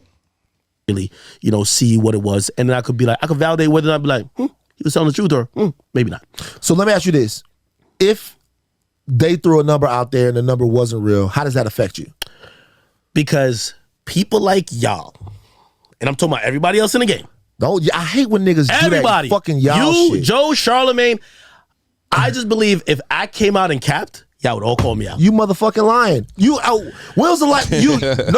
So if right now I start seeding articles and I start seeding information to say I got $25 million, you would not call me out. Be honest. Just say you think I'm gonna go on my shit, open up my mic to talk about how much fucking money you made? No. You out your motherfucking mind. No. It's not about hating on the actual person. It's about analyzing the market correctly, bro. You asked me about me. Look, it might be somebody's job to go in and decide who's lying. Wait a second. Who's lying on the money that they made? Who's lying on the house that they bought? Who's lying on whose jewels are real or fake? It's not my motherfucking job. I don't fucking care.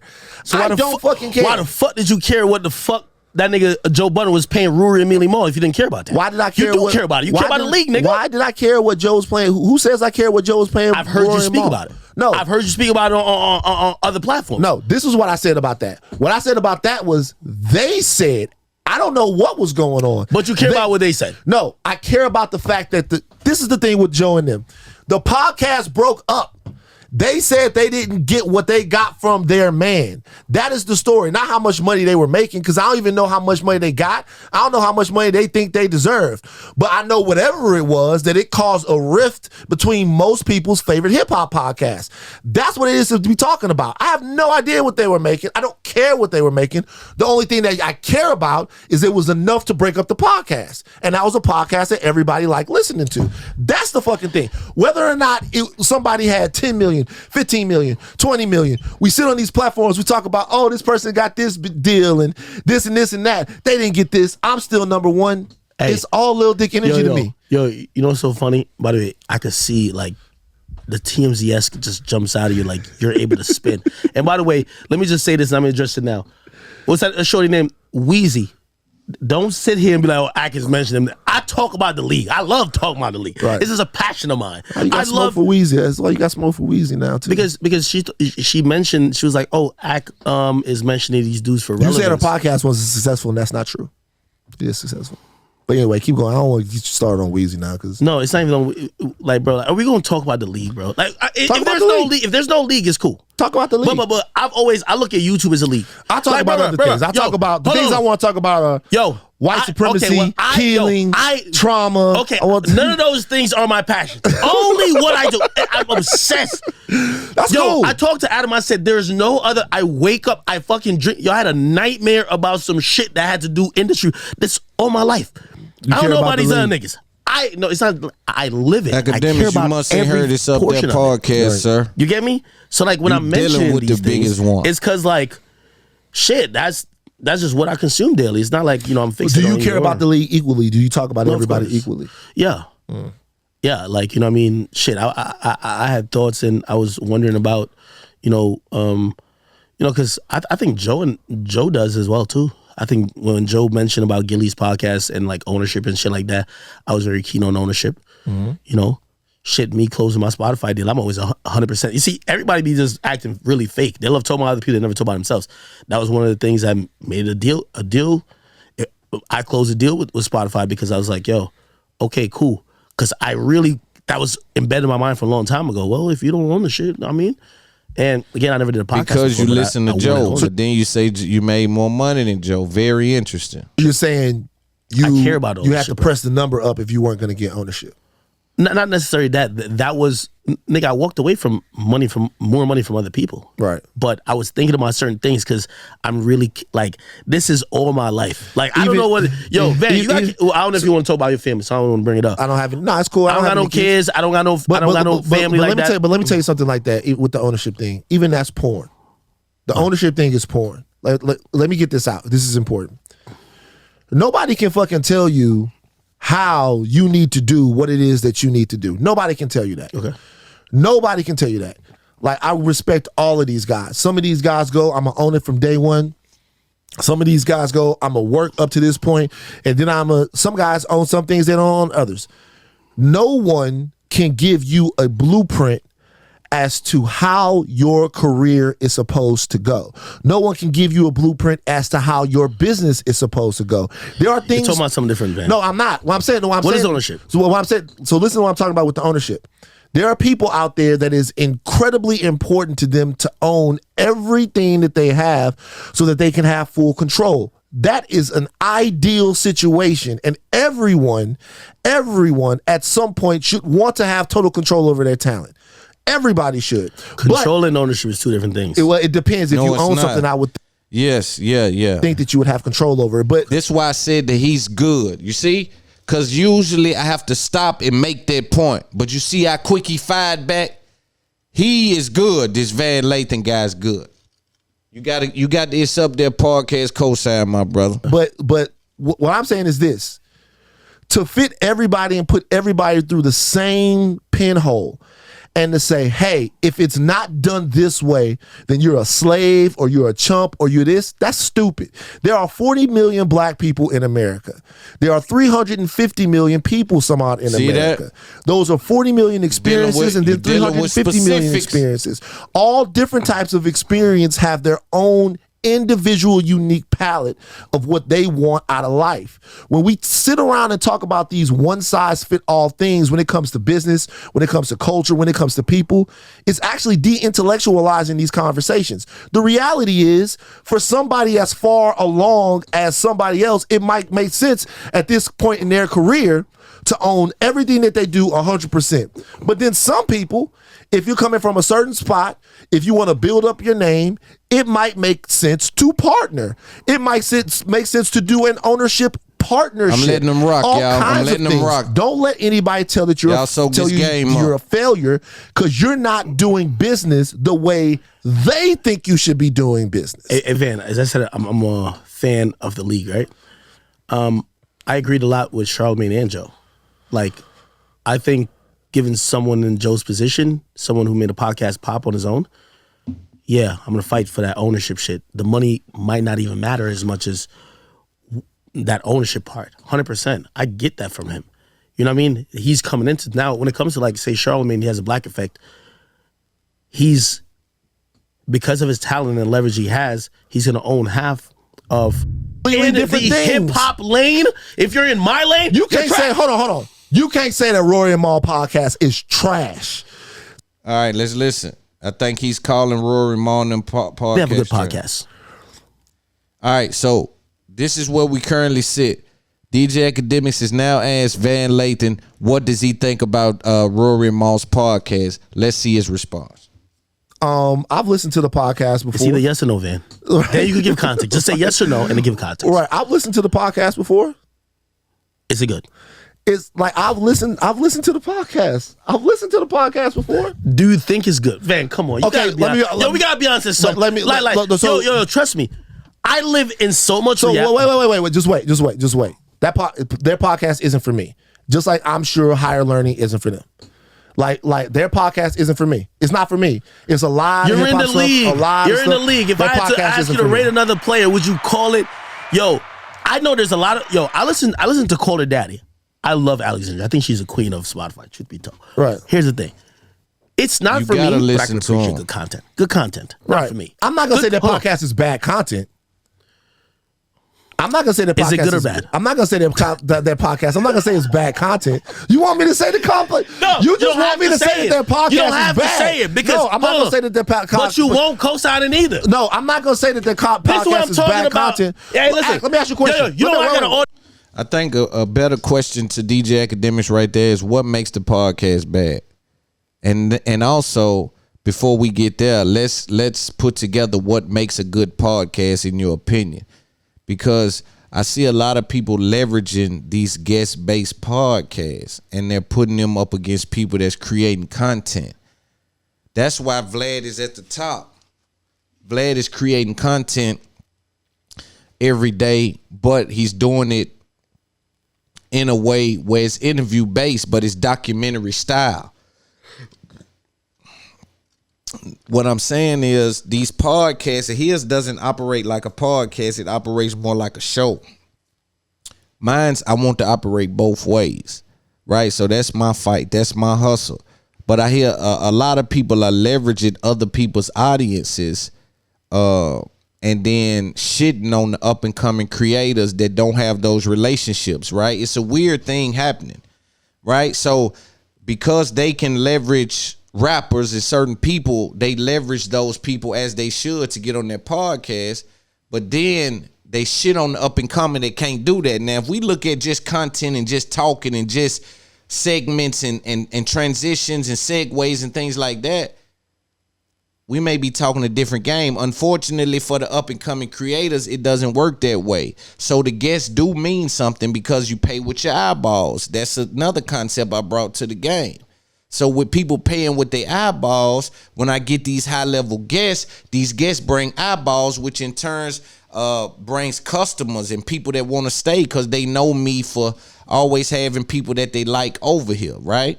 I'm in communication and in negotiation with a guy that got money that's doing, I think he's promoting with a lot of rappers and stuff, and he's doing a great job. But I'm trying to tell him the Wallow and Gilly game.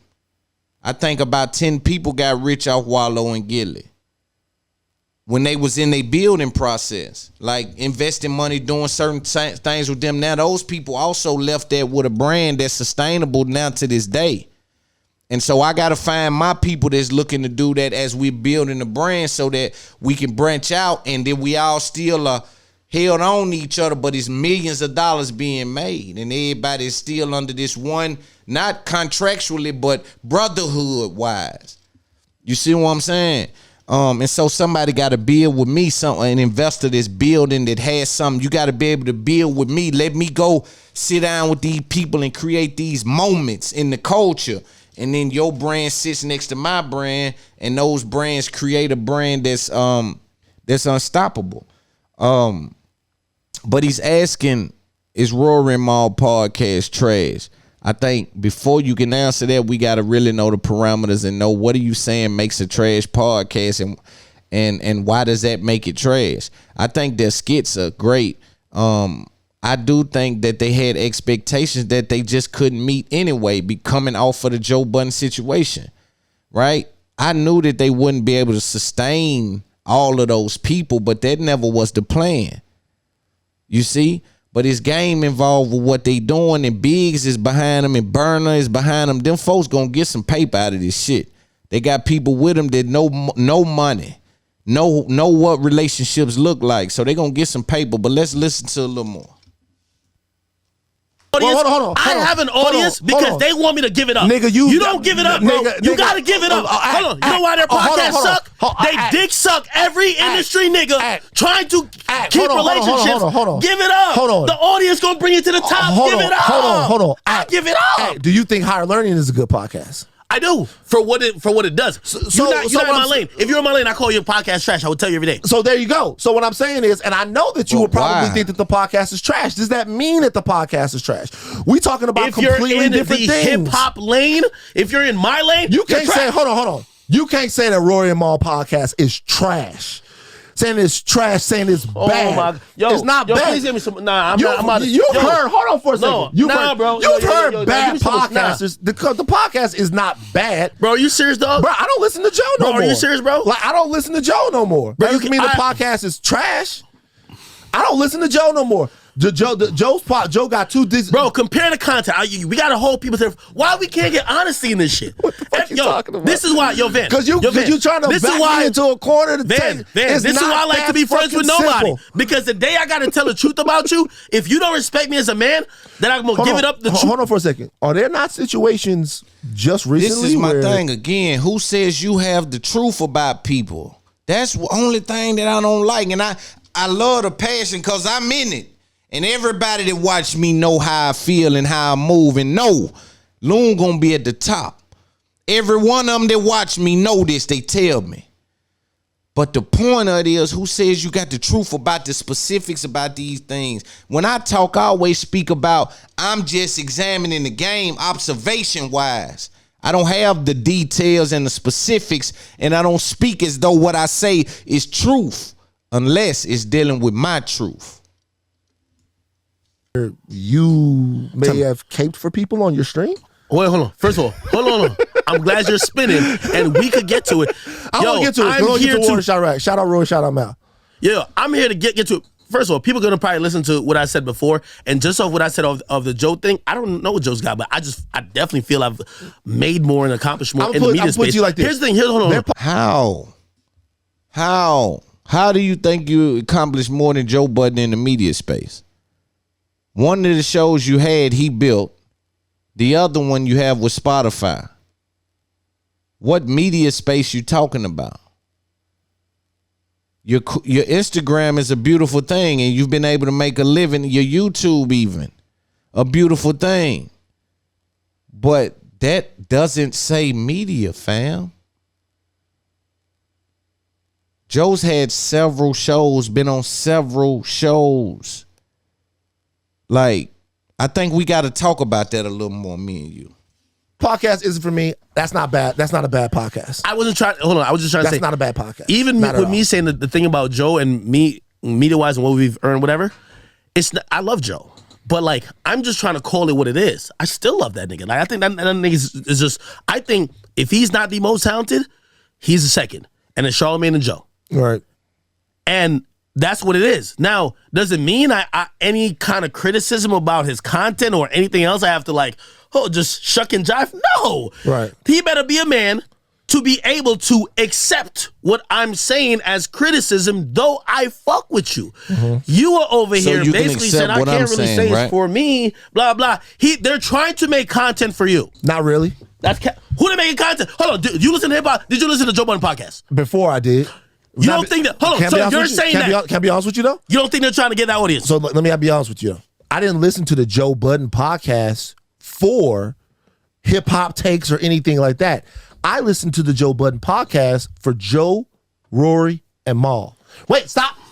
I listened to the podcast for that dynamic. No slight on Ice and Ish. People love them. They doing their thing. That dynamic. Ish is the best person you ever worked with. Wait a minute. That dynamic, they heard me say that. Joe, Rory, and Mal. That's why I listened to the podcast. Not that he ever worked with, but Ish is a good part of.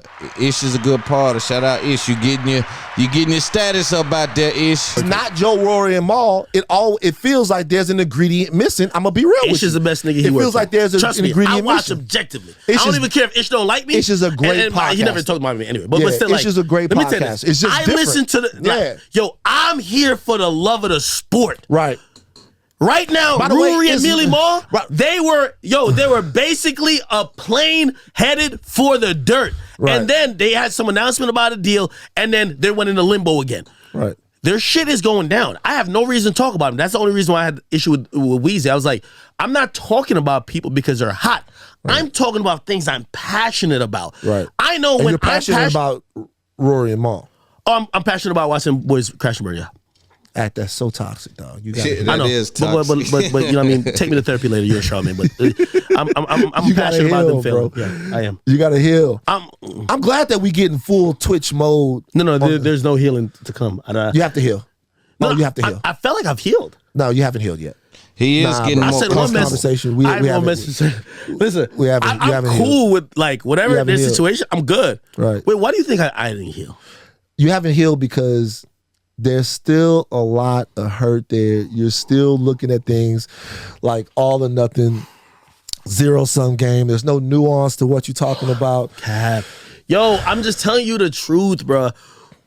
Joe had probably 5 weeks of getting it together with these new guys that he's on with. By the way, I told Joe it should be just like how I do my podcast. Yo, I had a great conversation with Adam. I feel like I'm having a great conversation with you. Yeah. Had a great conversation with 21 Savage. Had a great conversation with Omi the Hellcat. Like, there's certain people like I know you're like. See, my podcast is the ideal podcast. Being able to do it like this, but then being able to also pivot and interview people. It's the Joe Rogan effect, right? Again, you won't hear black people say that. Shout out to Joe Rogan. Shout out to the forefathers of our podcast and media space. Shout out to Combat Jack. His name isn't brought up enough in this game. Shout out to Combat Jack. Shout out to Chris Monroe. Shout out to Loudspeaker Network. Shout out to Tax Stone. Shout out to Pistol Pete. Shout out. Right? A lot of these people was here way back when all you hear these folk, the game. I'm a student of the game. Shout out to the Reed. Shout out to all these people that really put the work in. Brilliant idiots. Horrible decisions. Shout out again, Eddie Bravo, Bert Kreisner, Tom Segura. Shout out to Theo Vaughn, newly in Nashville. Shout out to Joey Diaz. These people built this industry. Shout out to who else can I think of? And I know I'm missing some people that as soon as I get done, I'm gonna think about. Even people on the internet played into this, like the Tommy Sotomayor's played into where everything currently sits at. Sanetta's, Hassan Campbell's. It's a lot going on in this media spot. It's a lot going on. Podcasting has just carved itself out into being this. And I think that right now I'm operating at a very high level in regards to what can be done by one man on a podcast. Wait till you start seeing me pivot and go sit down with people. You don't even know what that's like, but I know people that's in tune with me. I know that they saying when he sit down with people, he gonna get something out of them. Like, oh, I love him talking to his friends. No, you love Joe. Because Joe's podcast is back popping, but nobody want to admit it because everybody jumped off the bandwagon and proclaimed, "Oh yeah." I haven't heard it, but to be real with you, that is really, and I've told them this before. If that you is haven't really heard it, that's because you dick riding. What you talking about? How the fuck could I be dick riding? If you heard it before, right, that means it was part of your listening experience. Whoa. First of all, if you say you don't listen no more, it's because you're saying, hey, I don't like what happened, nigga, so I'm gonna stop listening. Nah, nigga. First of all, it's never no fucking dick riding. What the reality is this. I listened to the podcast. The podcast got to a point to where the stress between them, he kicked them off. He fired them. I actually stopped listening before then because really, to be honest with you, I stopped listening way before then. I stopped listening. Number one, when my name was brought up on the podcast in Not Such a Great Light, that made me turn it off. And then number two, I stopped listening when it was obvious that the dynamic that they had was already broken. So when it was obvious that it wasn't that no more, I didn't want to hear it no more. And that's fine. And by the way, that's just me. But when it became obvious that there was something in the air between them, it wasn't the same pod. And that's the reason why I was listening. It's so fake. I'm not fake at all. What I'm telling you is I listened to that podcast for one specific thing. The dynamic between those guys and that dynamic got ruined. And so I don't listen to it no more. Okay. I won't go far or divulge stuff like that's obviously wasn't on camera, blah, blah. Right. But do you remember at times when we were talking, and you know I love talking to League. I talk to League. Did I not say repeatedly, I said, you like minding other niggas' business is what you like. No, they mind mine. No, you like minding other niggas' business, and I don't. Everybody mind mine. Like, bro, what is this fucking fascination that you feel like that we all be sitting around talking about you? Hold on, not you. Right. Who be minding your business? In situations when it comes to criticizing me about content, are we gonna talk about the war in Chirac? Who? Yeah. Ain't that minding my business? Right. No. No. Wait. There's a fascination about shit that I do. Wait. Stop. I like talking about the league. Hold on. The war is actually, bro, you got to be careful. That's slippery. In the league. The war in Chirac is something. Don't switch it yet. We're gonna do it. Don't switch it yet. The war in Chirac is something you put out. Okay. That's not your business. When you put the war in Chirac out, that's our business. because we're watching it, right? So when you put the war in Chirac out, that's our business. When So you why put the did you podcast comment out, on? that's our Why business. did you comment on Ruri, Millie, Maul, and Joe if it wasn't your business? Then you commented on No Jumpers podcast. I watched it. I watched everything 50 times. I'm obsessive. The reason why I commented on there is because they brought it to the podcast. Like we didn't even know what was going on. They made it public, so now it's something to talk about. This is where you're a hypocrite. You said so? By the time they brought it to the podcast, you claimed you stopped listening before then. Right. So how did go you- act fighting I back. heard it because they brought it to the podcast. I look at these things like I tell y'all, man. These things like boxing. You know, like I say, Van is top tier. Act fighting back though, you know. But again, being quick on your feet is more than just talking. It's more than just talking. It's understanding involved with communicating with people effectively. And you got to learn how to talk to be in this space. We'll listen to a little bit more of it, then we'll get back into some other topics I have. But this is good game being given out, and I just think it's a master class as to two podcasters communicating, you know, and doing it in a way where you don't see many pauses. There's no dead air. There's constant flowing of communication. It's not really. It's a beautiful thing, man. These podcast things are a beautiful thing. It was everywhere. They was trending on fucking Twitter. What you talking about? Okay, so why didn't you give the podcast another listen, another chance after the show was dissolved that you could get another opinion? I listened. So when I say I did, I listened to one or two, and it wasn't for me. Why you acting like that's crazy, bro? This, by the way, I just want to point out to everybody who's listening, this is a spin cycle of a man who literally This guy is nuts. a media pro. This guy's and trust me, this I'm guy's used to them. Yo, I worked with the best one. This guy's nuts. He's nuts. You could never. Joe was the nigga you could never hold on to water and be like, we finally got you. He would somehow be like, I got a breath. Right. So are you telling me right You're now? spinning. Are you telling me right now that there's not people out there that if you take people off and replace people with other people in whatever it is? Let me ask you this. And this is not a diss to Wayno at all. Do you feel like there was mad people who maybe tuned out of Everyday Struggle once Joe was gone? This is the difference between me and Van. He's making points though. Times.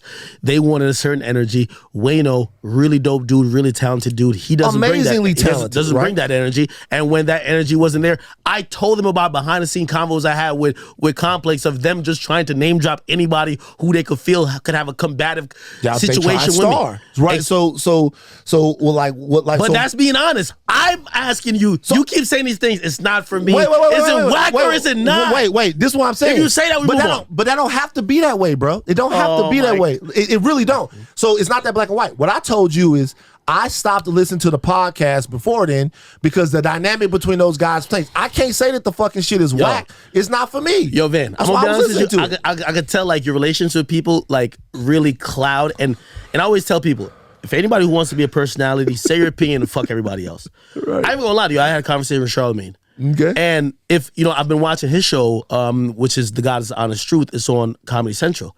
First episode, I literally looked at him and be like, yo, this is not Char. This is his voice. That's not his voice. That's All right, we got one more part of the interview we're gonna look at, and then we'll move on. up, put you in a position where you just can't win. Just to talk about a 4-year period of life where you weren't really making no income, you lived with your mama, and the only thing you'll be talking about until you're 60 is that, I used to be fucking all the girls in high school. Most of the dudes who were lit in high school that I went to, they never left the country. Right. They never traveled the world. Right. They never bought a house. Right. They never like. Can I ask you a question? Do you think they think about you as much as you think about them? A fucking course. You really do. Yes. Okay. You know why? Because every time so, I go back there, they be like, yo, damn, bro, you forgot us. I'm like, hey, you didn't even think about me when I was here. So this is my thing. And let me tell you why I agree with you. Number one, that's the hardest thing to get kids to understand. It's hard.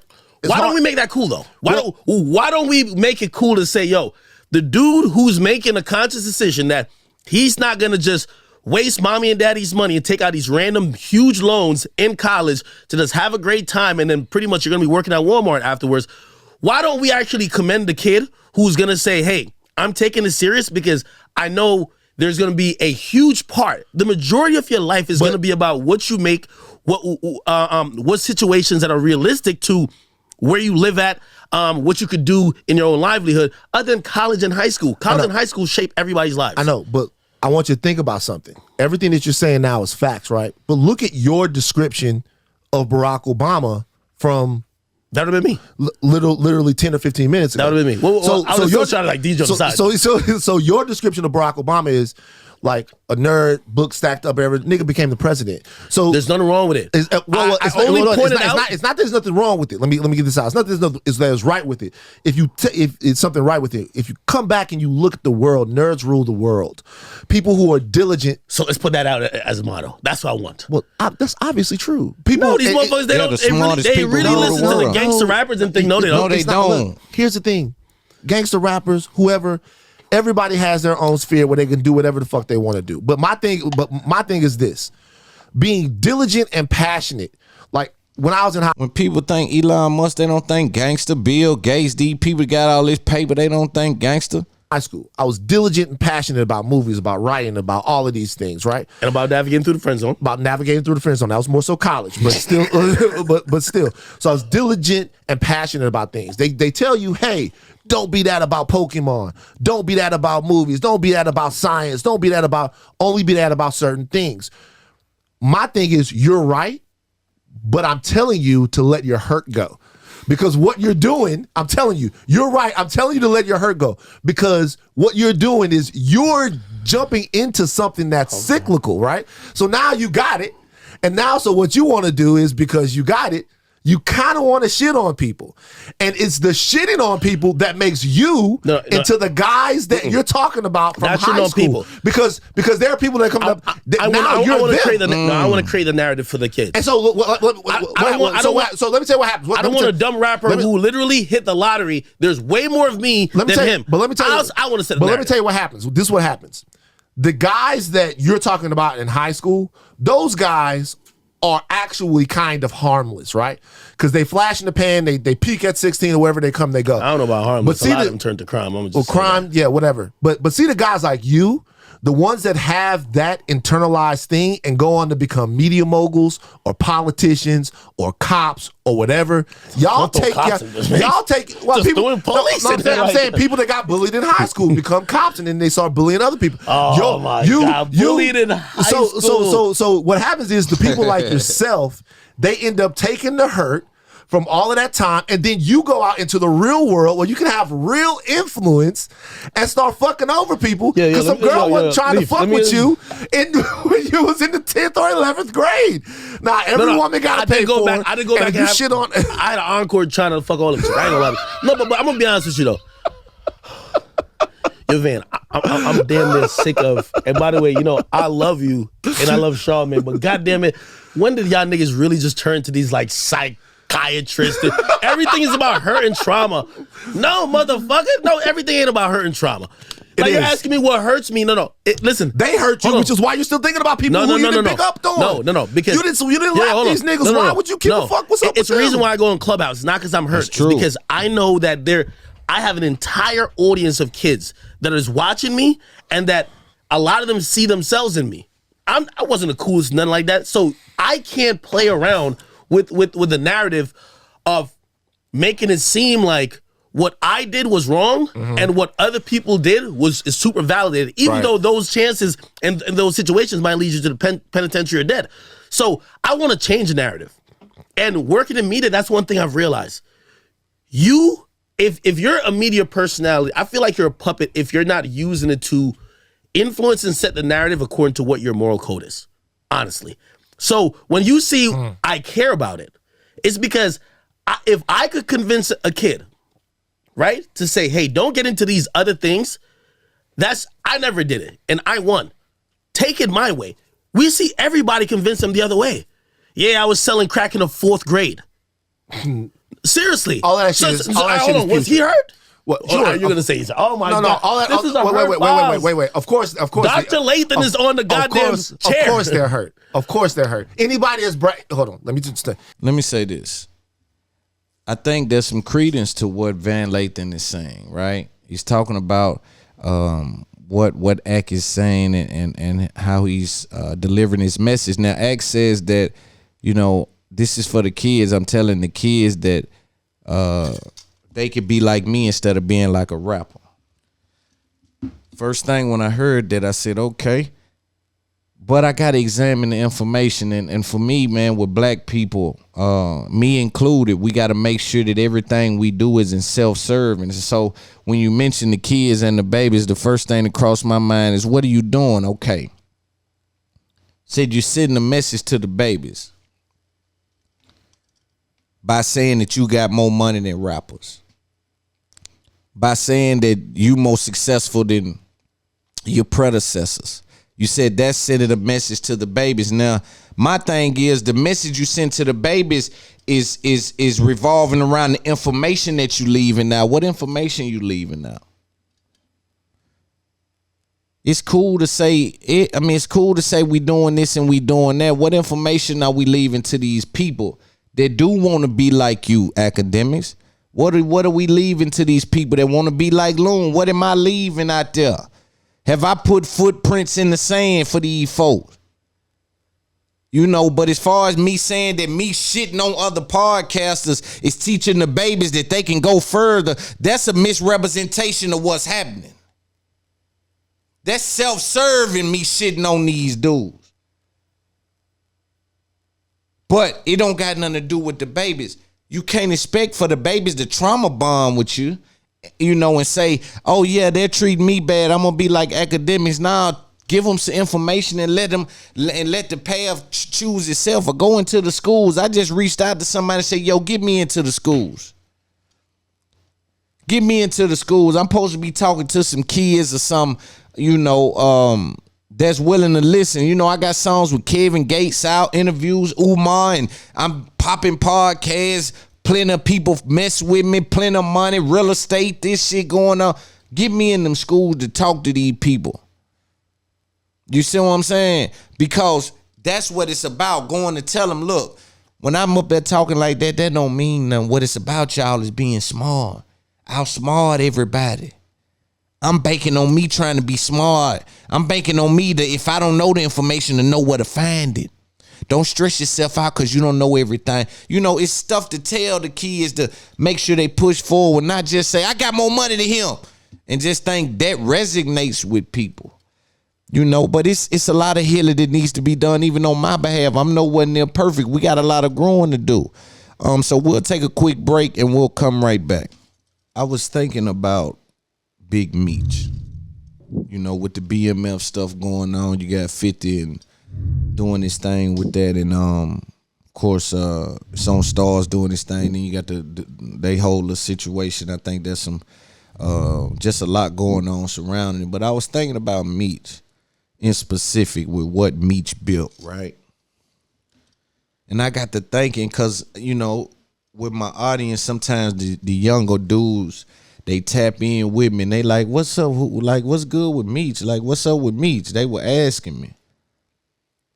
And it took me to a place where I said, yo, Meech is a legend, not only because of, you know, the empire they built and the money they made in the street. I think that comes second.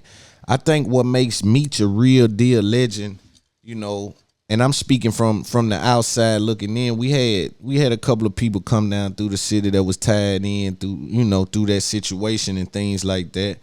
But what I was speaking about, like, Meech is a legend because of who his opponents was. See, sometimes who you run up against will make you a legend. Sometimes even your enemy can make you a legend, right? Say I get into it with a big dog and I hold my own, or I really win the battle. I win the war. You understand me? But sometimes who you run up against make you a legend. And what I mean is, Meech ran up against Diddy and them. He was balling harder than them boys. So half of what you give Meech, you still look at Diddy and them a little bit, right? So you say, man, that's because that's how I had to explain it to the youngster. Like, yo, you know, you look at Diddy like a $1 billion dude, Jay, these rap dudes, all them, he was balling harder than them when he was out here. So the fact that he was able to be in the club with some of them people and going harder than them, having more houses in certain states than them, having more motion in states than them, you know, more cars outside than them, certain things. And then you look at them and they done went off to be billionaires. You still compare that like, what would Meech would have been doing type thing. So he got that urban legend surrounded around his name. And I just wanted to speak a little bit about that because I think oftentimes we look over that. You know, oftentimes we look over the fact that sometimes you don't make yourself a legend. Your competition make you a legend. You understand me? Like, some of the people that's in the top 50 players of the NBA is because they went up against Jordan. And if Jordan really wasn't there, they probably have more rings. But dealing with Jordan still made him a legend because of his greatness spoke, you know, volumes. You see what I'm saying? Because when you hear like, yo, Meech was balling harder than Diddy, you don't think Diddy in 2000, 2003, 7, 2008. You thinking Diddy now, the $1 billion Diddy. When they say now, man, he came up, man, his house was bigger than Jay-Z. You know, certain stuff like that. They ain't looking at Jay-Z in 07. They looking at the $1 billion Jay-Z saying, yo, Meech was doing that. Yeah. You know what I'm saying? So that's what I'm saying. But sometimes your enemy, sometimes the people you run up against, sometimes your opponents, your competition, they make you who you are. You know, sometimes if you playing in a league without bombs, those stats tend to don't ring off or stick as much as when the league full of hitters. When the heavyweight division is the heavyweight division. You know what I'm saying? Then you really get to wear that crown with some. And sometimes like you see Tyson and Holyfield go at it 3 times or whatever, and Tyson keep losing. That didn't take nothing from Tyson. Because they knew what Holyfield was then. Again, your opponent sometimes is a reflection of your ability. You understand me? And sometimes that's why I can't get mad. Like when I make my posts, I do Instagram things, or I talk about people in the podcast and they misunderstand it as me coming at them or some kind of beef or me dissing them when I'm just examining the game, right? But I can't get mad because the fact that they even can see it, the fact that it's on their radar speaks to me, right? So, you know, it's important to understand position and understand the concept of exactly what you involved with and how to navigate around it. But that's just a hell of a thing. I want to speak about too, Jason Wilson. If you don't know who this guy is, I advise my listenership, people that rock with me, to go get on to this guy. This guy's helping me. And this guy is a very unique soul. Very common. You know, it's what I get from him, right? You know, with me, sometimes you get calm and then others you get irate and sometimes you get jittery, you know, or what perceives to be jittery. Everything I think I have under control, I'm not sure. Nonetheless, this dude here is going around and he's healing black men and black children, which by default, in my opinion, helps the black woman, as well as the better the black women are, the better the black men are, as we are a reflection of one another. He lives in a place in this content world, his content lives in a place that is highly effective, to say the least. You know,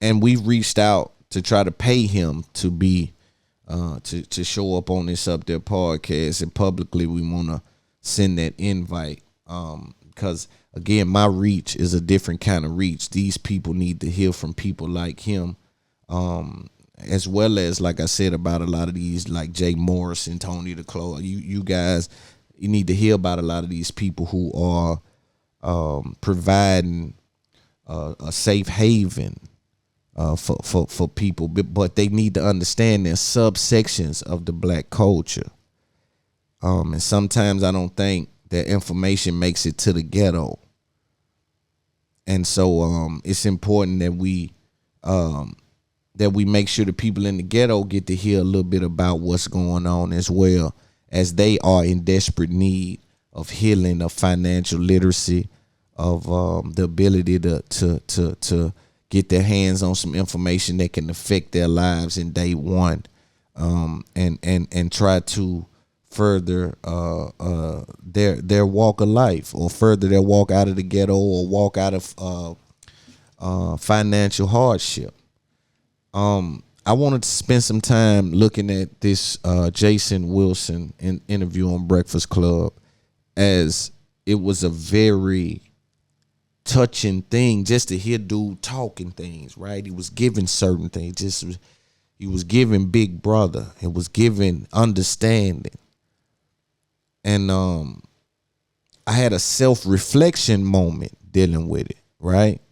Because I say, Loon, what do you really, I don't show emotion. I'm emotionally unavailable.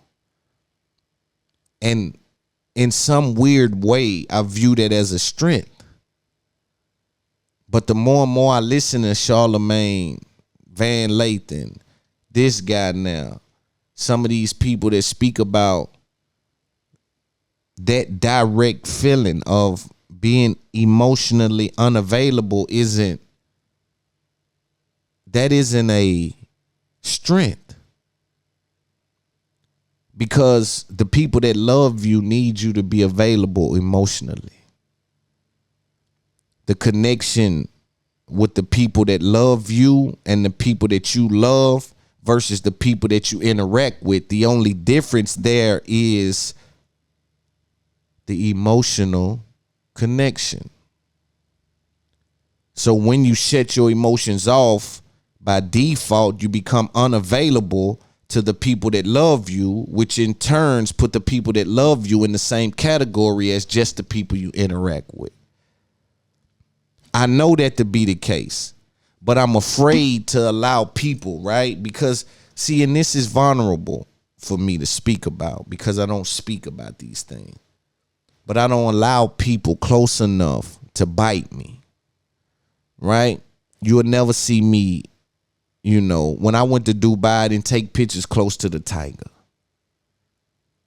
You won't see me play around with the bear and all of this. If I get close to one of those things, I need it to be put down respectfully, because I don't allow anything close enough to hurt me when I don't clearly understand the intentions. The problem with that is you will never clearly understand everybody's intentions. So therefore you miss opportunities at love, at healing, at bonding, at all kind of things, because you keep yourself unavailable. But a lot of people, man, and this is why it's good to have these podcasts out here and these content creators, is because it places you in a great scenario to get information from people you respect. The good thing about my podcast is it's not forced on anyone. The people that come here to listen to me, they respect my mind frame. They respect my outlook. They respect what I bring to the game. Nobody's forcing them here. There's no kind of, you dig? So it's a beautiful relationship we have. We speak to each other. They listen to me. I listen to them. They comment. We go back and forth. We try to learn things. I bring things to the YouTube. I bring things to It's Up There with y'all to try to give game out over there and help people with things, and bring some financial people over there to try to talk to people. Like, it just, unfortunately for me, I'm just not to a place where I'm healed enough, or I'm aware of how to really navigate my emotions. That's why I shut them off. You see, you just shut them off because you don't know how to work around them. But I'll get by myself and I'll cry. When I was young, I would cry. Like, it's, I understand, like, you have to let things out, right? You got to let things out. My problem is that I would let things out in front of people that I shouldn't let things out in front of, right? Now, that's a true statement. But within that statement also lies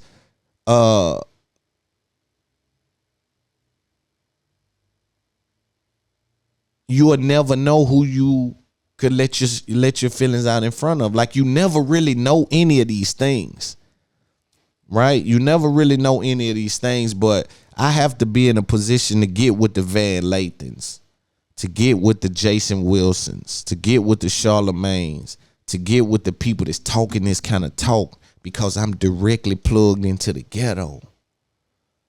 You see what I'm saying? And they view me a little bit different. They respect what I'm saying. They don't come listen to me because of the interviews I got. They come to me because what I'm saying, it seems like I understand a little something.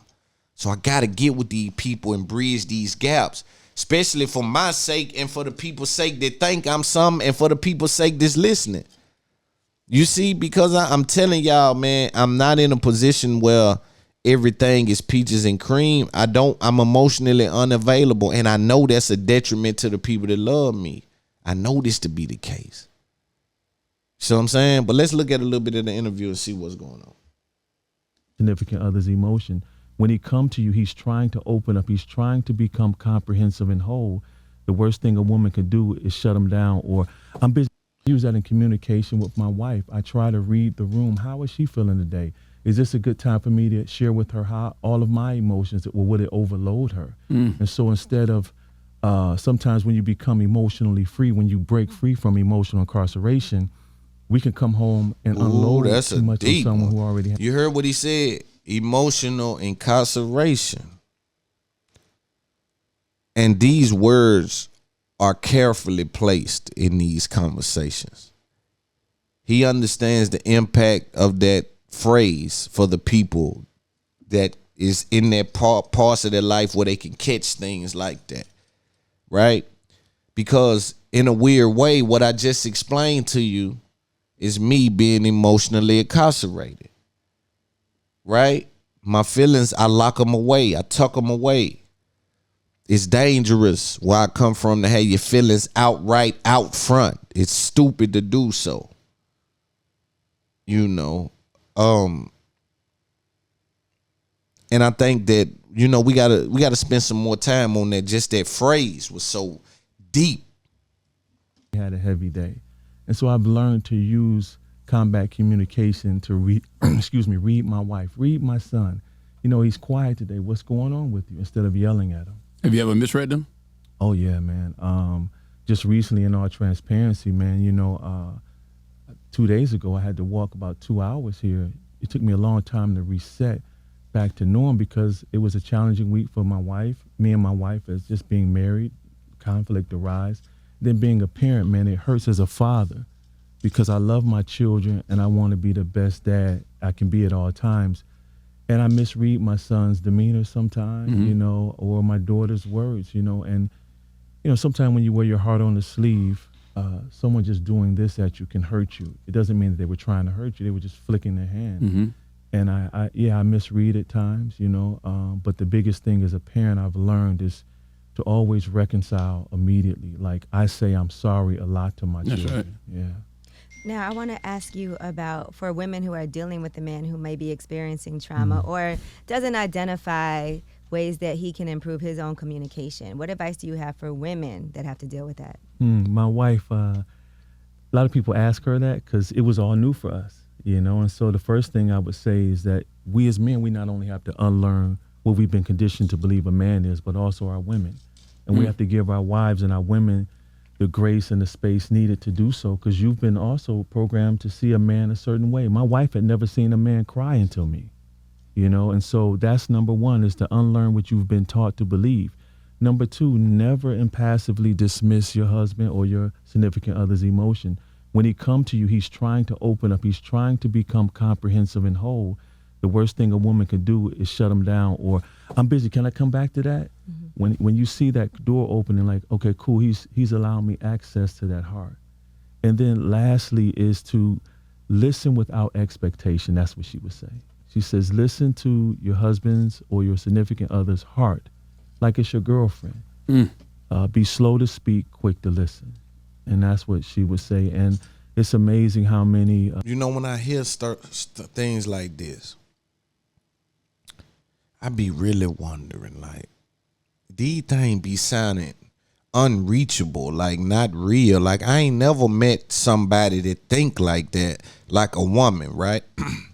I run across women all the time, right? I'm a high, certain kind of individual, like, so, but I ain't never heard no woman talk like, hey, I want to listen to you and I want to be slow to speak when you're saying things, and I want to make sure that when, you feel like a man and you're able to exhibit your man abilities. And I've never seen that.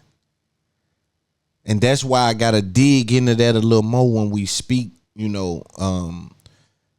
is this available in people, but do you have to play a part in unlocking it? Is it something we should expect soon as on the walk up? Like, does things have to evolve into that place? Because for me, it sounds like, yo, you saying that, like, there's a woman.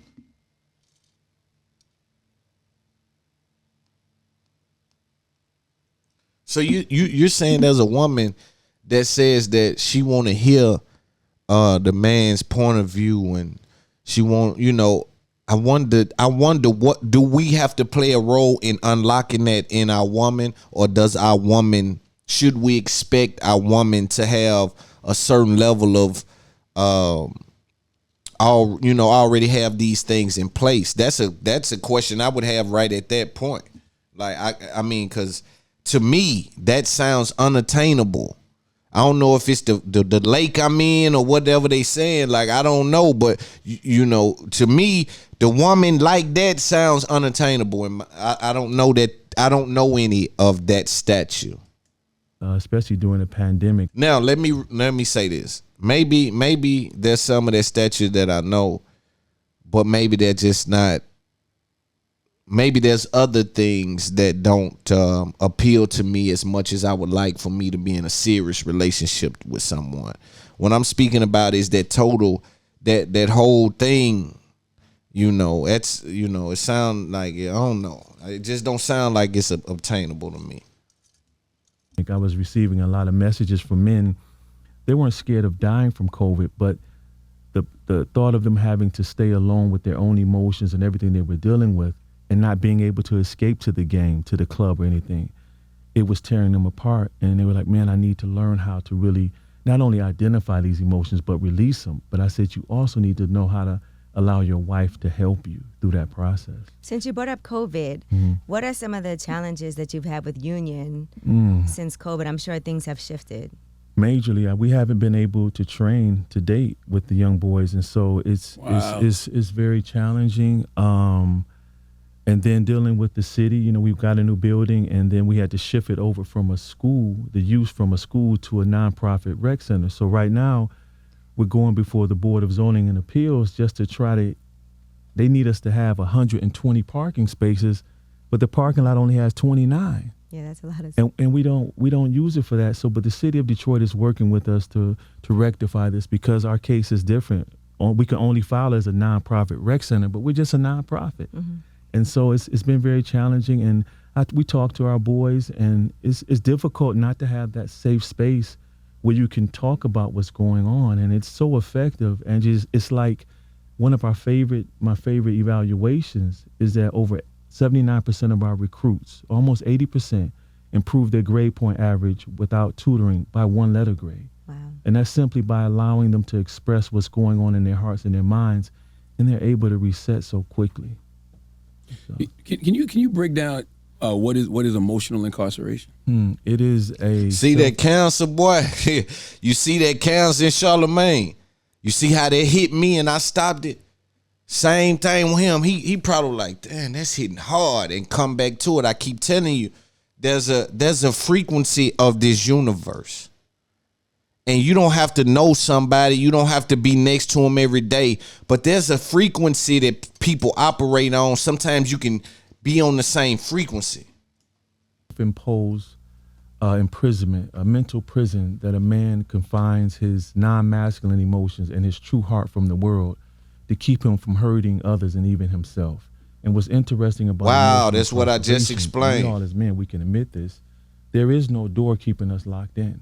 I choose to never stay in seen it. this either. And because we have to face or acknowledge feelings or traumas or emotional pain that we don't feel comfortable with, we choose to stay in there. And a lot of good men are tired of being bad guys. Even myself, man, I would suppress all of my emotions, you know, and because that's what I was taught.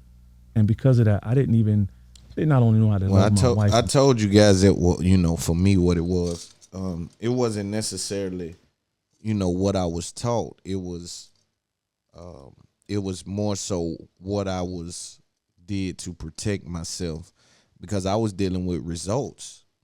You know, I'm dealing with results of people doing certain things outside of the norm and unwarranted things when my feelings was wide open, right, and accepting of things. And I think that people that love me I think that people that love me really pay the price for some of the things that I've encountered along my journey. And at some point, I'm going to have to fix those things, and I'm going to owe some people some apologies and some, you know, a lot of things, man, because, you know, all things considered, I talk well, I make a lot of money, I own a lot of things, upright, independent, read, take care of the kids, mama love me, love mama. But I ain't nowhere near the man that I would want to be to call myself like a good man. You know what I'm saying? There's a lot of things that's still broken under there.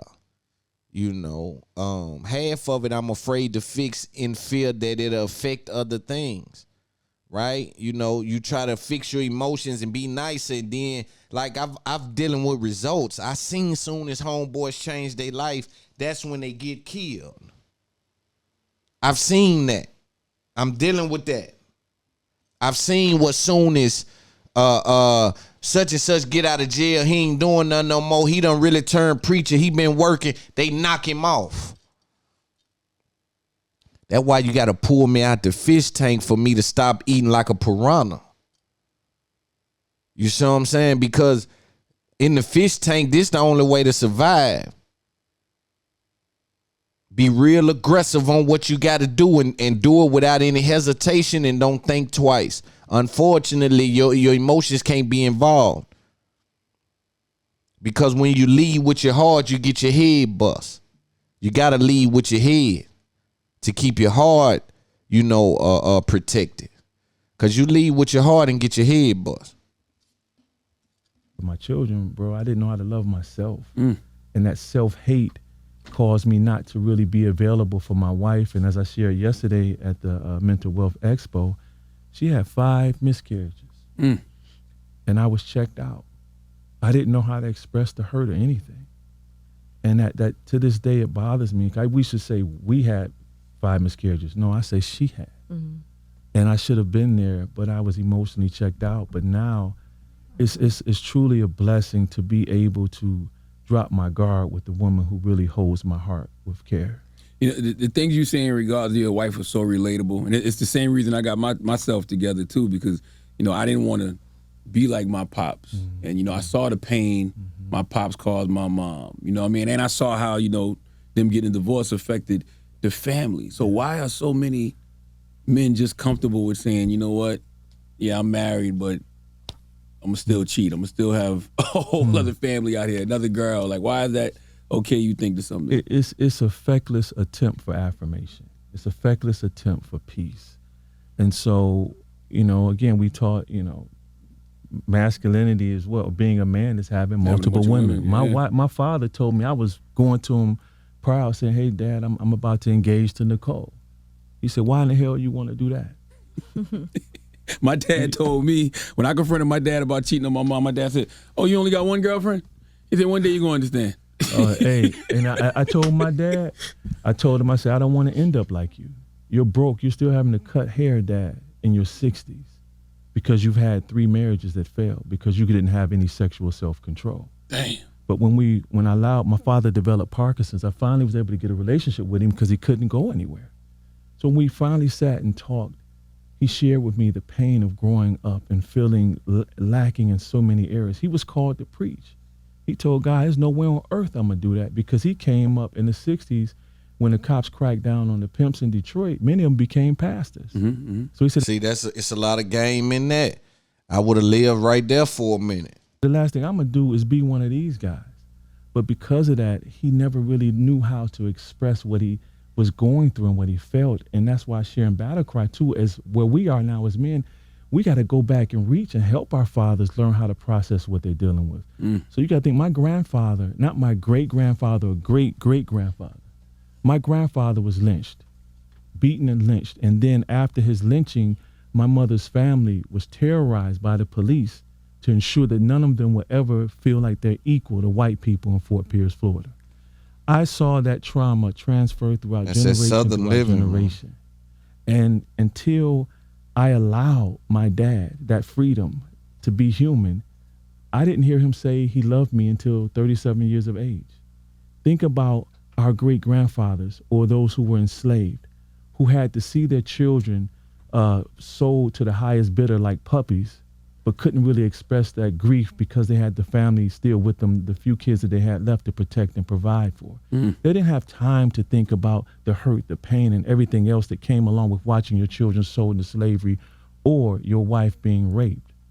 And so pass that on through son, through son, through son. Now you got men who walk around with the capacities here. No room for patience, no room for reconciliation, no room to resolve conflict.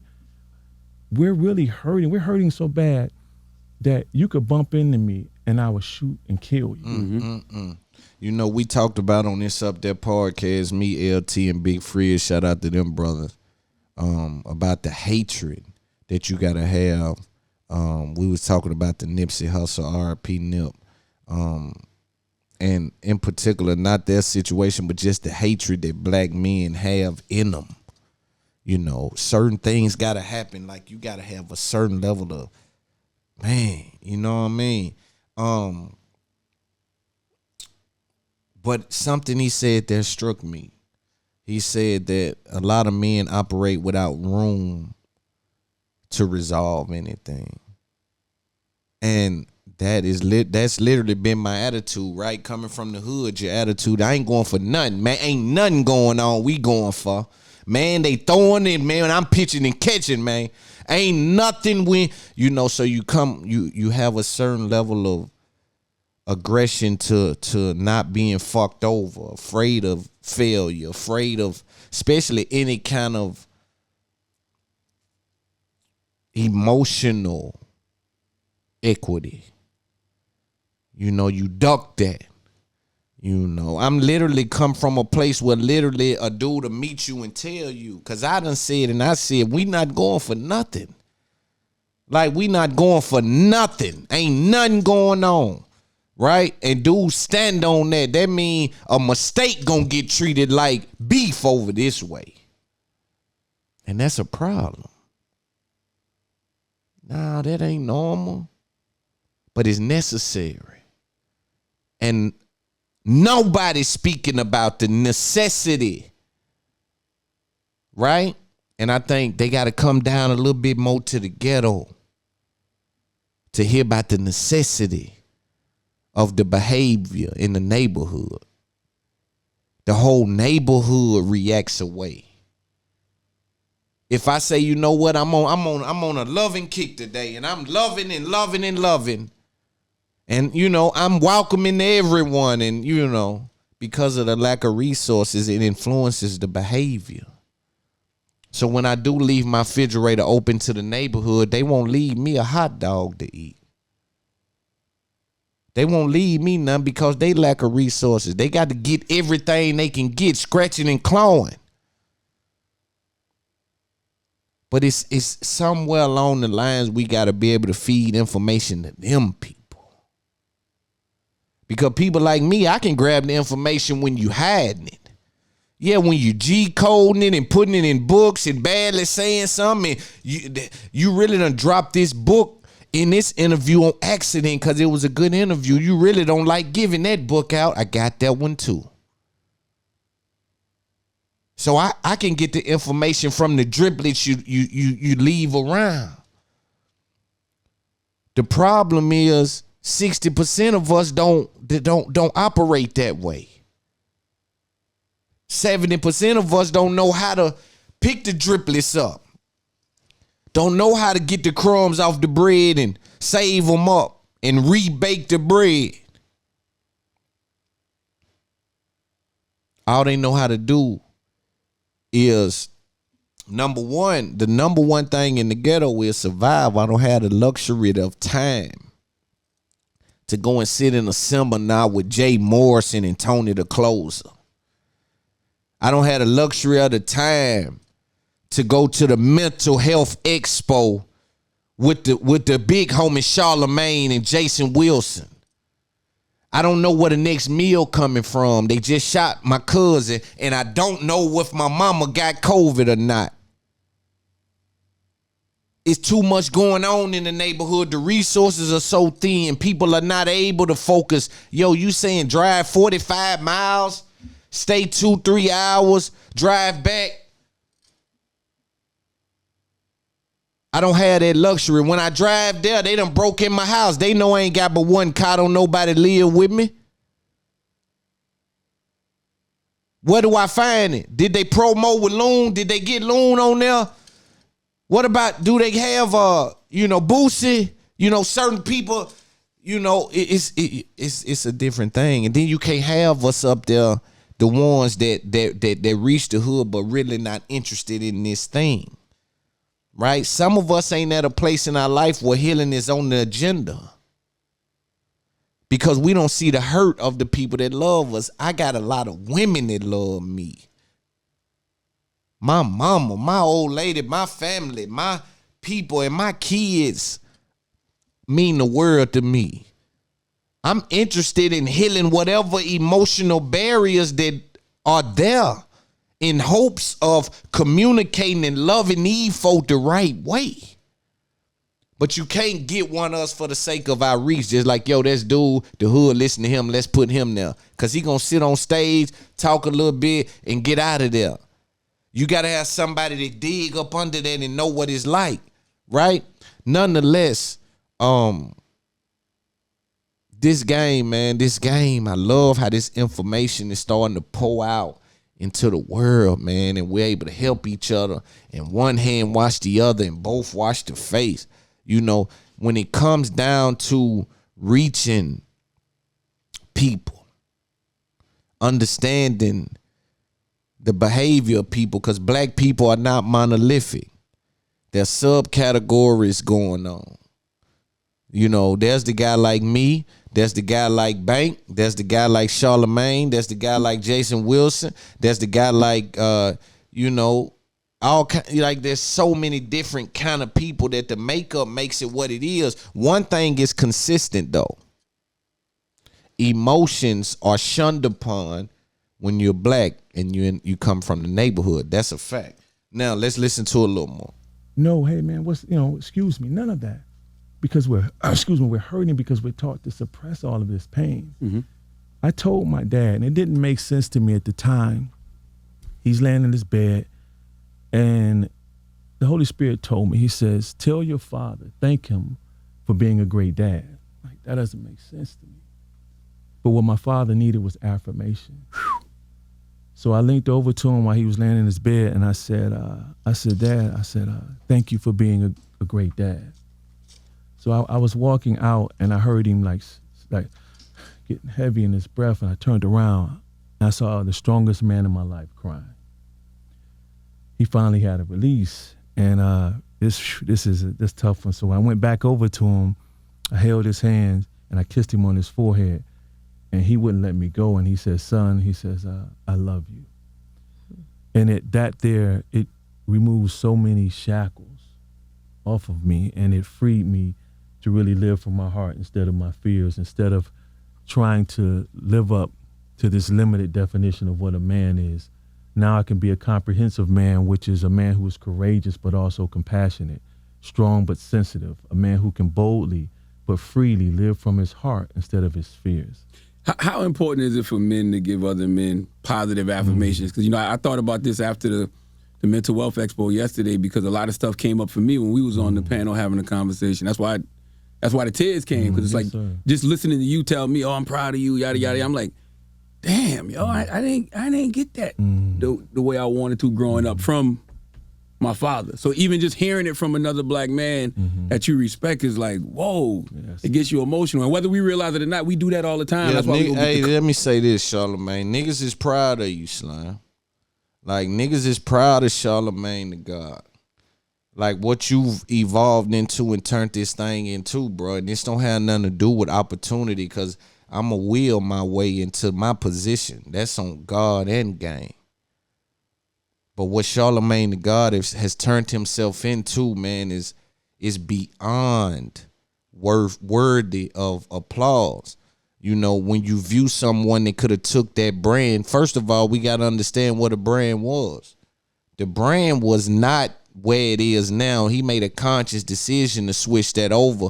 I see some people flirt with saying that I think this comes from a real place. As a fellow Cancer, we tend not to do things that don't interest us, no matter how detrimental that is. Especially when you're in complete control of which way it heads. You don't have to make a conscious decision, especially when the beef and the kiki kaka, was at an all-time high with your world stars and your whatever. Now, the world has changed to this point, but you see they let 50 operate in there. People are able to operate there. Right? And he would have been grandfathered in like Howard Stern them. The fact they only start getting at Charlamagne a little bit is because he started to change. And that's what they do, like I was just explaining. And that's something I would speak to him about in an interview. Like, how did it feel once you started to make a conscious effort to change? And they notice that you actually care about these things and you actually feel these things when they're being said, and then that's when they want to attack. The internet, this place, is a weird playground that we all are in. Nonetheless, it's less about that and more about, bro, if you saw what Charlamagne the God has came through, what he's been through, and what he's evolved into, you have a certain level of respect for him. I remember listening to Charlamagne back in the day, and he would drop certain books. I would go get every book that he would drop. But the books he would drop would be instrumental. Like, I remember I read The Subtle Art of Not Giving a Fuck, and then he read it, and he said something about it. I'm like, see, we on that. This is 2016 or something like that. This is way back then.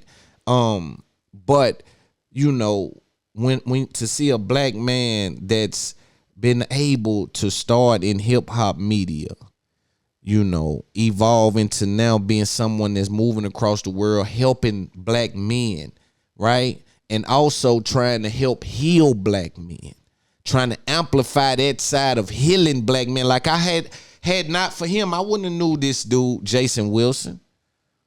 You see? So some kind of way the information is getting to the ghetto. However, the questions, right, is just going to be a little bit different coming from the ghetto. It's a little bit different mindset in regards to what we need to know, because it's a lot of assumption that happens when you speak to the masses, and you must assume when you speak to the masses, or you'll be ineffective in your communication.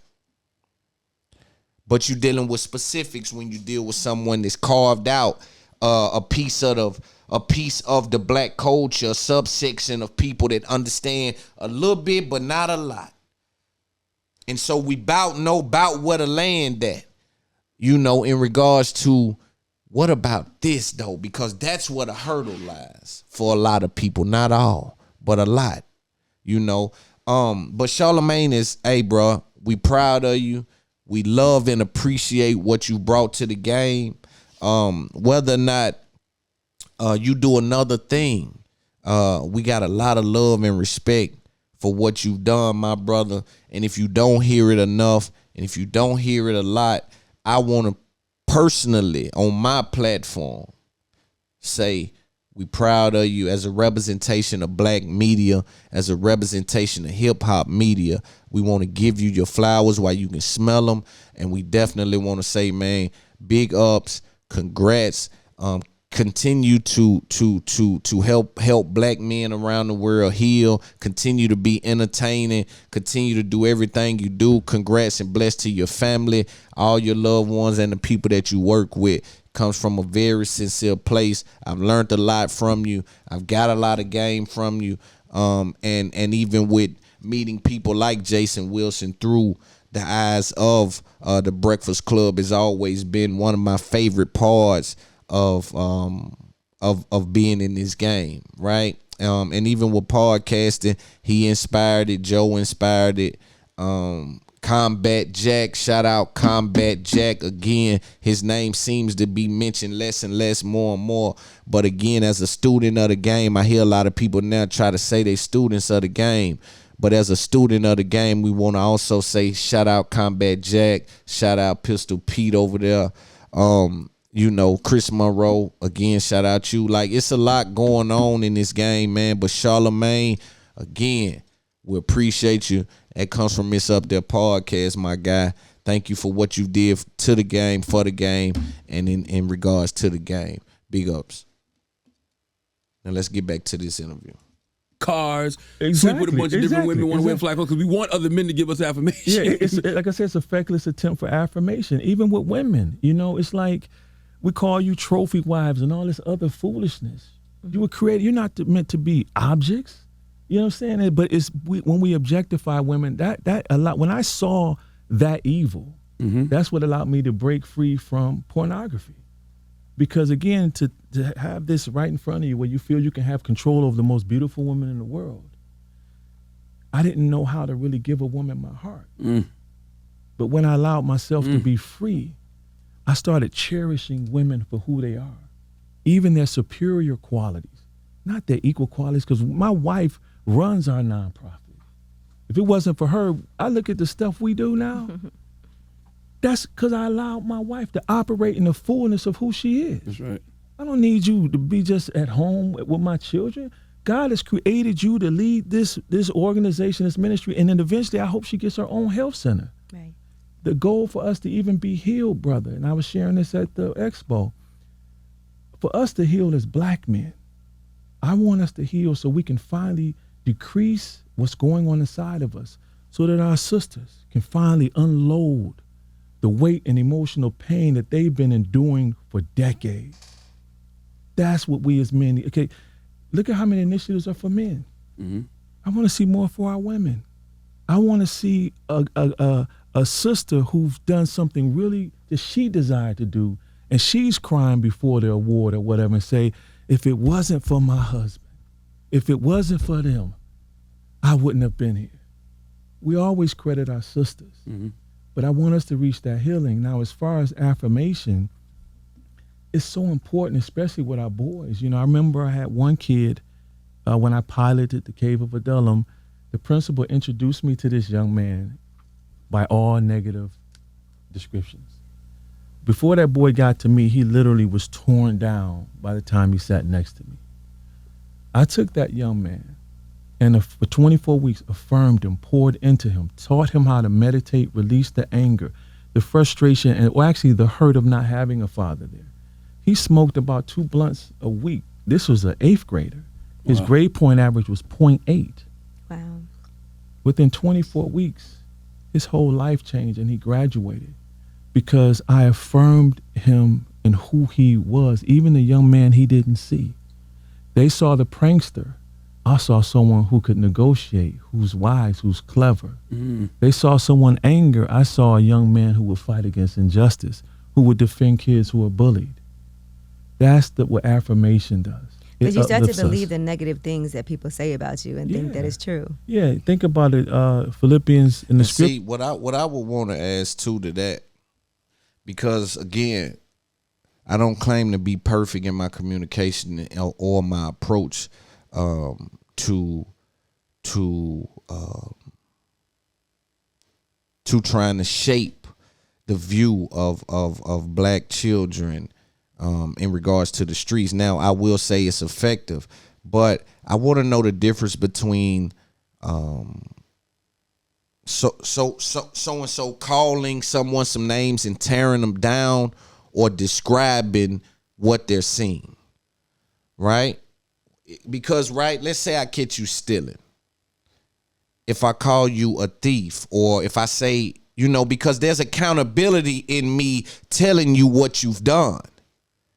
And somewhere along the lines in the ghetto, when you take that approach where you can't really say things in fear of tearing someone down, then you can't effectively communicate the gravity of what the situation is. Because if you're stealing, I need to be able to say you're stealing, thieves steal, stealing gets this, right? But through different lenses that can be viewed as tearing down. My question would be that. Hopefully other people understand what I'm saying. Scriptures, it says think on those things that are good. It doesn't say think on those things that are bad, because we typically gravitate toward those things. Always. Yeah, and so it just uplifts us all, you know? And that's why I told you, brother, because, you know, if we're judged by our past, I'm done. You just don't know the stuff that I've done. Mm-hmm. You know, I've been around, and I'm not proud of where I've been. I thank you for who you are. And I meant everything that I said, man. I'm proud of you. And that's why I affirmed you. And we need to affirm each other that way.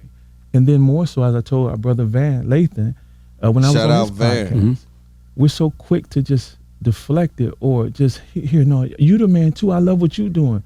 Like, no, I want you to hold that, brother. Man, because you're so doing deep, some great bro. things, and I want you to really That's so embrace deep, bro. who you are as a man. Mm-hmm. And that's all I ever wanted. Bro, man. that's so and that's why I'm deep, bro. thankful I finally allowed my wife access to hear.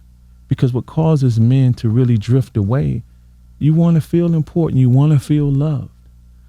But if you don't work as hard as you do in the community, in your home, how do you expect those in your home to give you the accolades that you desire when you're working twice as hard for those who don't even live with you? That's right.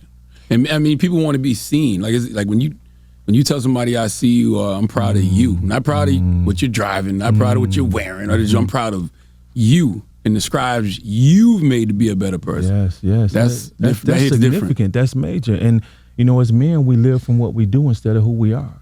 You know, Yeah, and you know, and we'll get to some more of that. Like I said, man, there was a very deep interview, and I got a lot to say on that.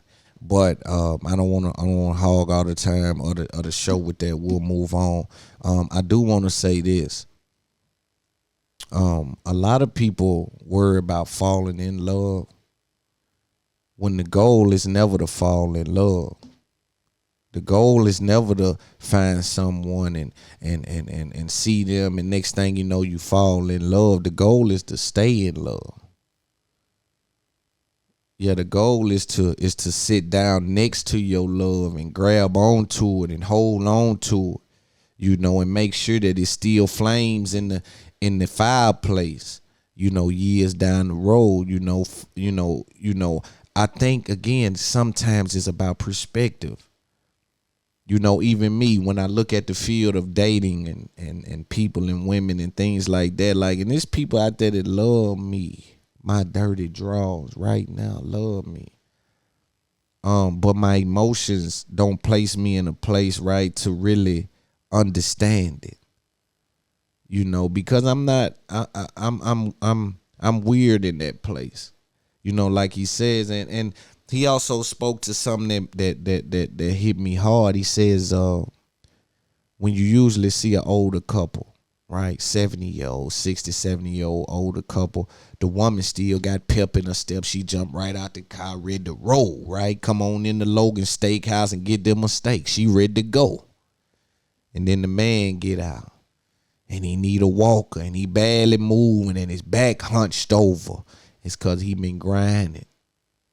He been working hard his entire time. You know that meme that go around and say, my hands look like this, so her hands can look like that.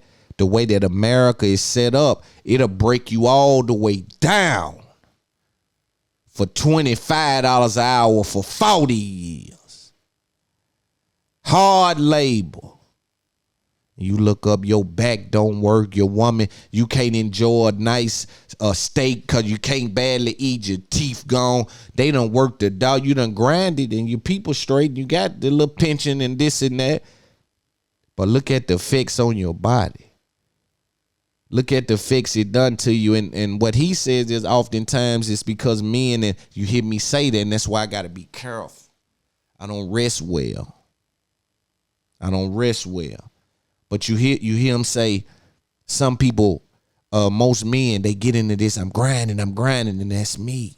I'm grinding. I don't care about nothing. All I'm doing is this here, boy. It's about this here, boy. It's up with me. I'm stuck on it, right? But the definition of grinding, according to this guy, is to misuse, to devalue, right? To break down, to, like if they say your brakes grinding, that ain't a good thing. Nah, your brakes grinding ain't a good thing. Working hard is one thing, but to grind indicates you substitute sleep. See, working hard, you can still be partying hard. But when somebody say I'm grinding, that mean because they grinding ain't no good really. Anything grinding, that ain't really, that's tearing up whatever's going, it's tearing it up. Now, it might still can get there, say your brakes grinding, but they still stop, boy. I mean, you can hit me pulling up and brake dust and shit going, but they still stop. But you breaking it down. And that's what I got to flip the switch because I'm grinding. I don't want to grind. I want to work hard. It's a difference there, and I just learned that today. It's a difference between grinding and working hard. And that's an analogy I just, put together off listening to Jason Wilson. Because of Charlamagne the God brought him on Breakfast Club. Again, healing is being done without these people directly speaking or touching folk. That's why it's important for these conversations. I see everybody running around talking to rappers. I want to talk to them too. They my buddies. But I also got to talk to scientists. I also need to speak with neurosurgeons. I also need to speak with lawyers like I've already done currently. Judges like I've already done currently. I had a guy from Switzerland already. Because this ain't just about the niggery shit. This ain't what this is. It's up there podcast. It's game given and game understood. You know what I'm saying? So we'll move on from this, but staying in love is always the key, man. And y'all just understand that. Let's see what else we want to talk about. All right, let's talk about Alec Baldwin, I think his name is. There was reports there were shots fired on the set of his movie in which one was killed, two were injured. R.I.P. to those people, in which a prop gun was given to the actor used in a scene, and in fact it was a hot loaded firearm, and a bullet ejected and hit two people. Again, one of those people did transition, and we wanna speak about it a little bit. So let's see what ABC had to say about the official incident that took place on the set of the movie Rust. 1 second. Tonight, the deadly real-life horror unfolding on a movie set in New Mexico. Authorities tonight confirming that actor Alec Baldwin accidentally discharged a prop gun, shooting two people on the set of the upcoming Western movie Rust. Helena Hutchins, the 42-year-old director of photography, eventually dying, while director Joel Souza is still undergoing treatment for his injuries. Baldwin, also one of the film's producers, is best known for his starring role in 30 Rock and a recent turn playing Donald Trump on Saturday Night Live. This image, posted earlier today on Baldwin's Instagram, shows him on the set of the movie. An image is taken after the shooting. Baldwin is visibly distraught. The sheriff's department says that no charges have been filed, but that the investigation remains active. Just a crazy situation, right? Just in that. Now, first you got to understand a couple of things. Again, understanding is key to understanding the gravity and things like that, or the circumstances surrounding the events that took. But to do so, you must put in perspective what these things are. On the set of a movie, there's a firearm that's called a blank. You got to understand what that means. That's a gun that looks like a gun. It has the same sound and the muzzle flash, meaning it'll even look like the fire, but it should not actually fire any weapon. Fire any bullet. Number one. Number two, they don't even call them bullets. They're supposed to be called cartridges because they're supposed to take the tip out of it or something and make it where it's unusable. Conspiracy theory land is saying, was this a setup? Is this a this? Is this a that? And it's getting very, very deep and detailed as to what may be happening. I could only imagine, like, if I'm the actor, I'm probably not the person to check the gun. So if someone has it out for you and they load this gun with a bullet and then have me to in the midst of a movie and shoot you, and then they actually just got a free kill, unfortunately for that family. But that's a weird circumstance. Like, we're on the set of a movie in which the gun is being used to shoot someone in this, and someone effectively could have carried out whatever intentions that they had. You know what I'm saying? That's a real problem, bro. And I think with them being able to look at it, I don't know how they hold one person accountable or what they're gonna do. I know a lot of people saying someone should be held accountable. Get them.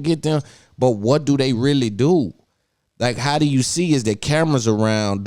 Can we get the fingerprints off of it? Or whoever job was it, it's on you. You gotta gotta go. Do they do it like that? Because I can be framing the gun guy. How? But then you ask yourself, how can you be framing the gun guy when his job is to check that? So his negligence can lead to him being responsible for a murder, when in which he really could have been. They could have took the information knowing that they really don't check the guns. Once they check them once, it's cool. He could have took that negligence and used it against him. Like I think they doing Boosie right now. Like, it's like they trying to use Boosie against Boosie, right? They put Lil Nas X to say, I got a song with Boosie. Like, and then what's crazy is people are acting like Boosie really hate that man. He never said nothing else to that dude said that. Like, that's a weird thing, right? But they using you against you because they know you going to react a certain way. And then they going to respond to the way you react instead of what was said to you. It's a weird thing that happens there.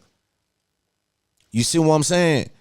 But this situation is sad, man, and we pray for all parties involved. We're gonna see if we got some few more things to talk about, then we'll get out of here. All right, so let's speak about Lil Baby and Lil Durk.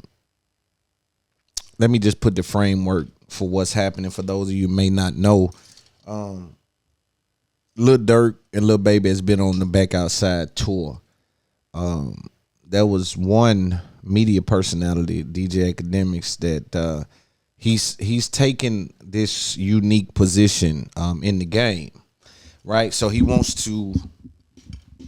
building his brand around being like the voice, like about being the numbers guy and the guy that knows everything, like about the sales, and if you sell this the first week, then the next week you won't. His brand, he's building his brand.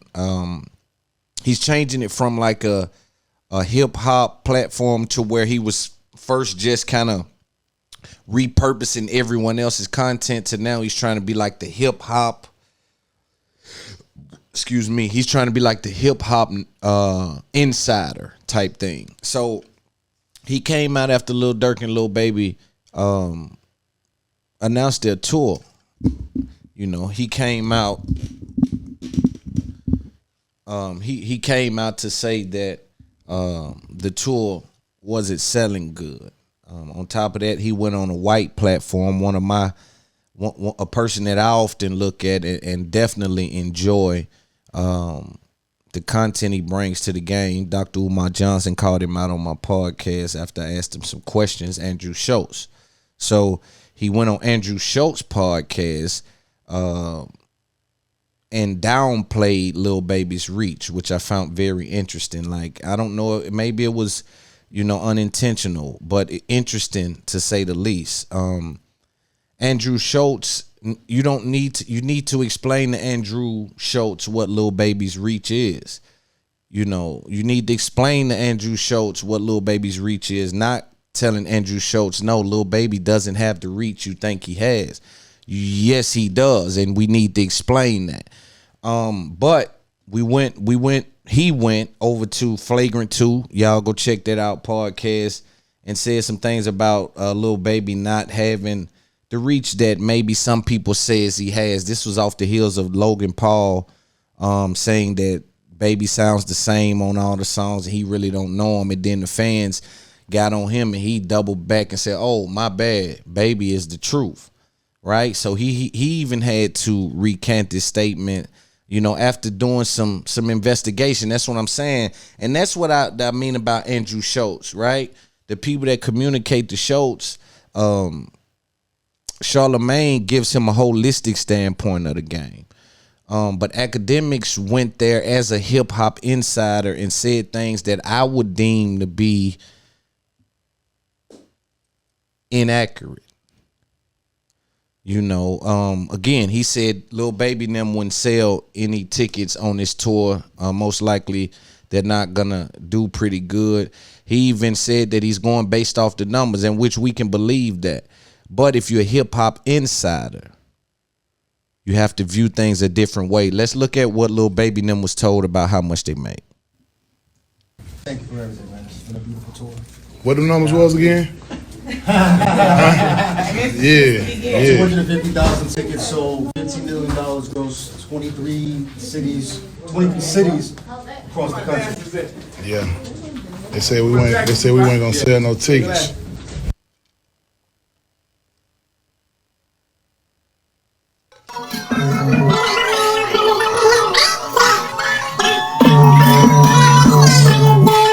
And new chain hard. So $15 million made. DJ Academics was saying, and the only reason I have to say DJ Academics was saying, because he literally was the only person that spoke to this tour supposedly not selling well, right? He was the only person to speak to that, number one. Number two, he acted as a hip hop insider on one of our, Andrew Schultz podcasts, and was inaccurate in representing one of our Southern artists. Again, this seems to always happen at some point when the representation of the artist from the South it seems to come with a bit of misinformation attached to it. So again, my job, I'm the cleanup man. I have to come and reiterate, an idea that's closer to reality, right? So when Academics went on there and said that, he said that based on the ticket sales, and he's a hip hop insider, and he knows that the sales are not moving like that. They can't sell an arena out here. They can't sell an arena out there. Academics was wrong. He then had a conversation with QCP, shout out P, Quality Control. P told him, yo, you was right about that.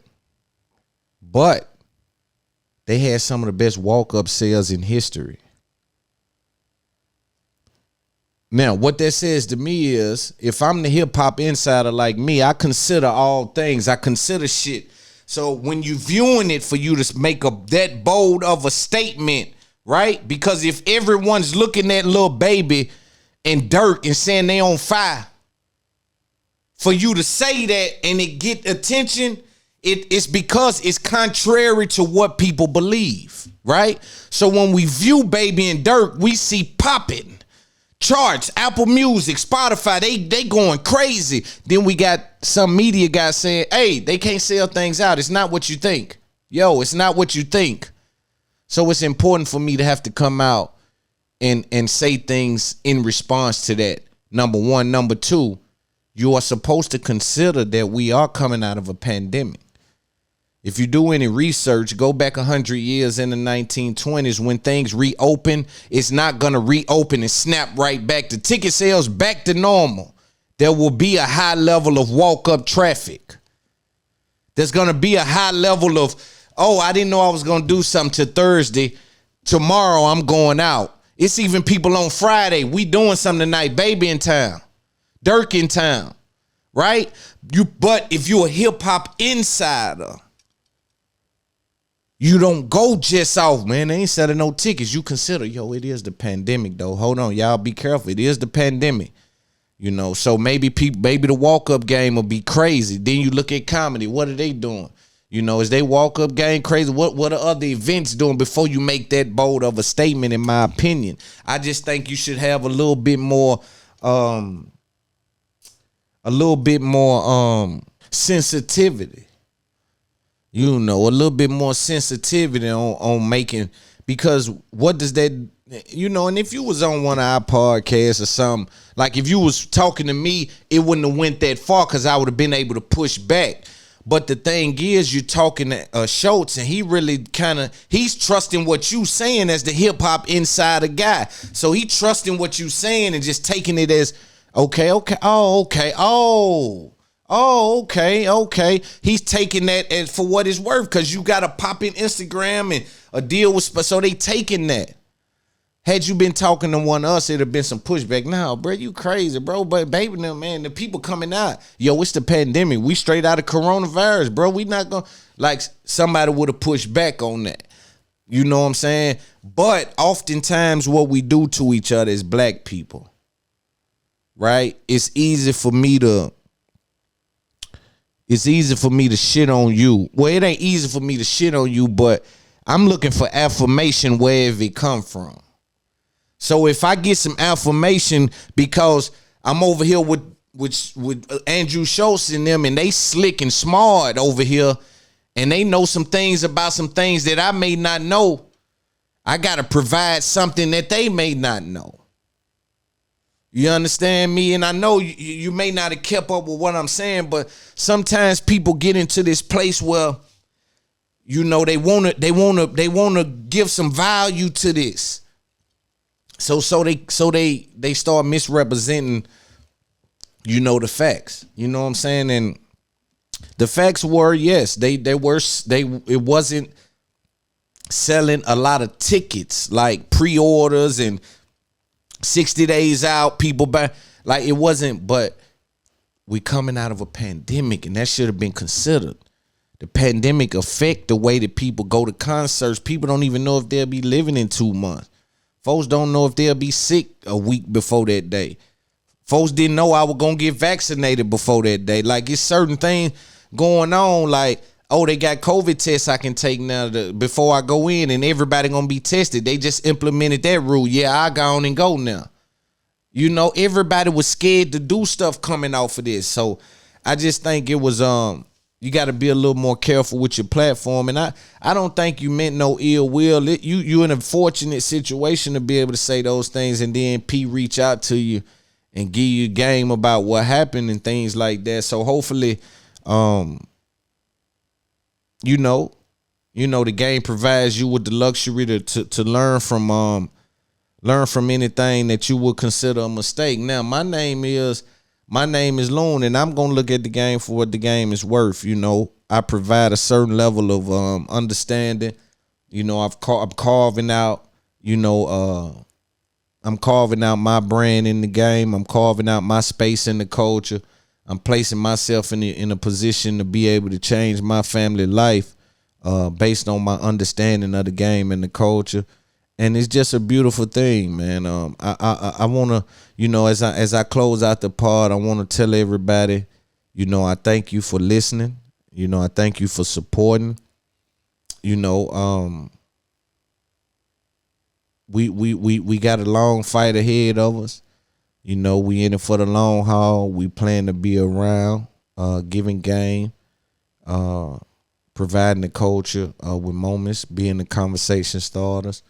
And picking the brains of some of our greats, you know, and hopefully at some point, they recognize us and give us an opportunity to provide the culture and the world with a different outlook.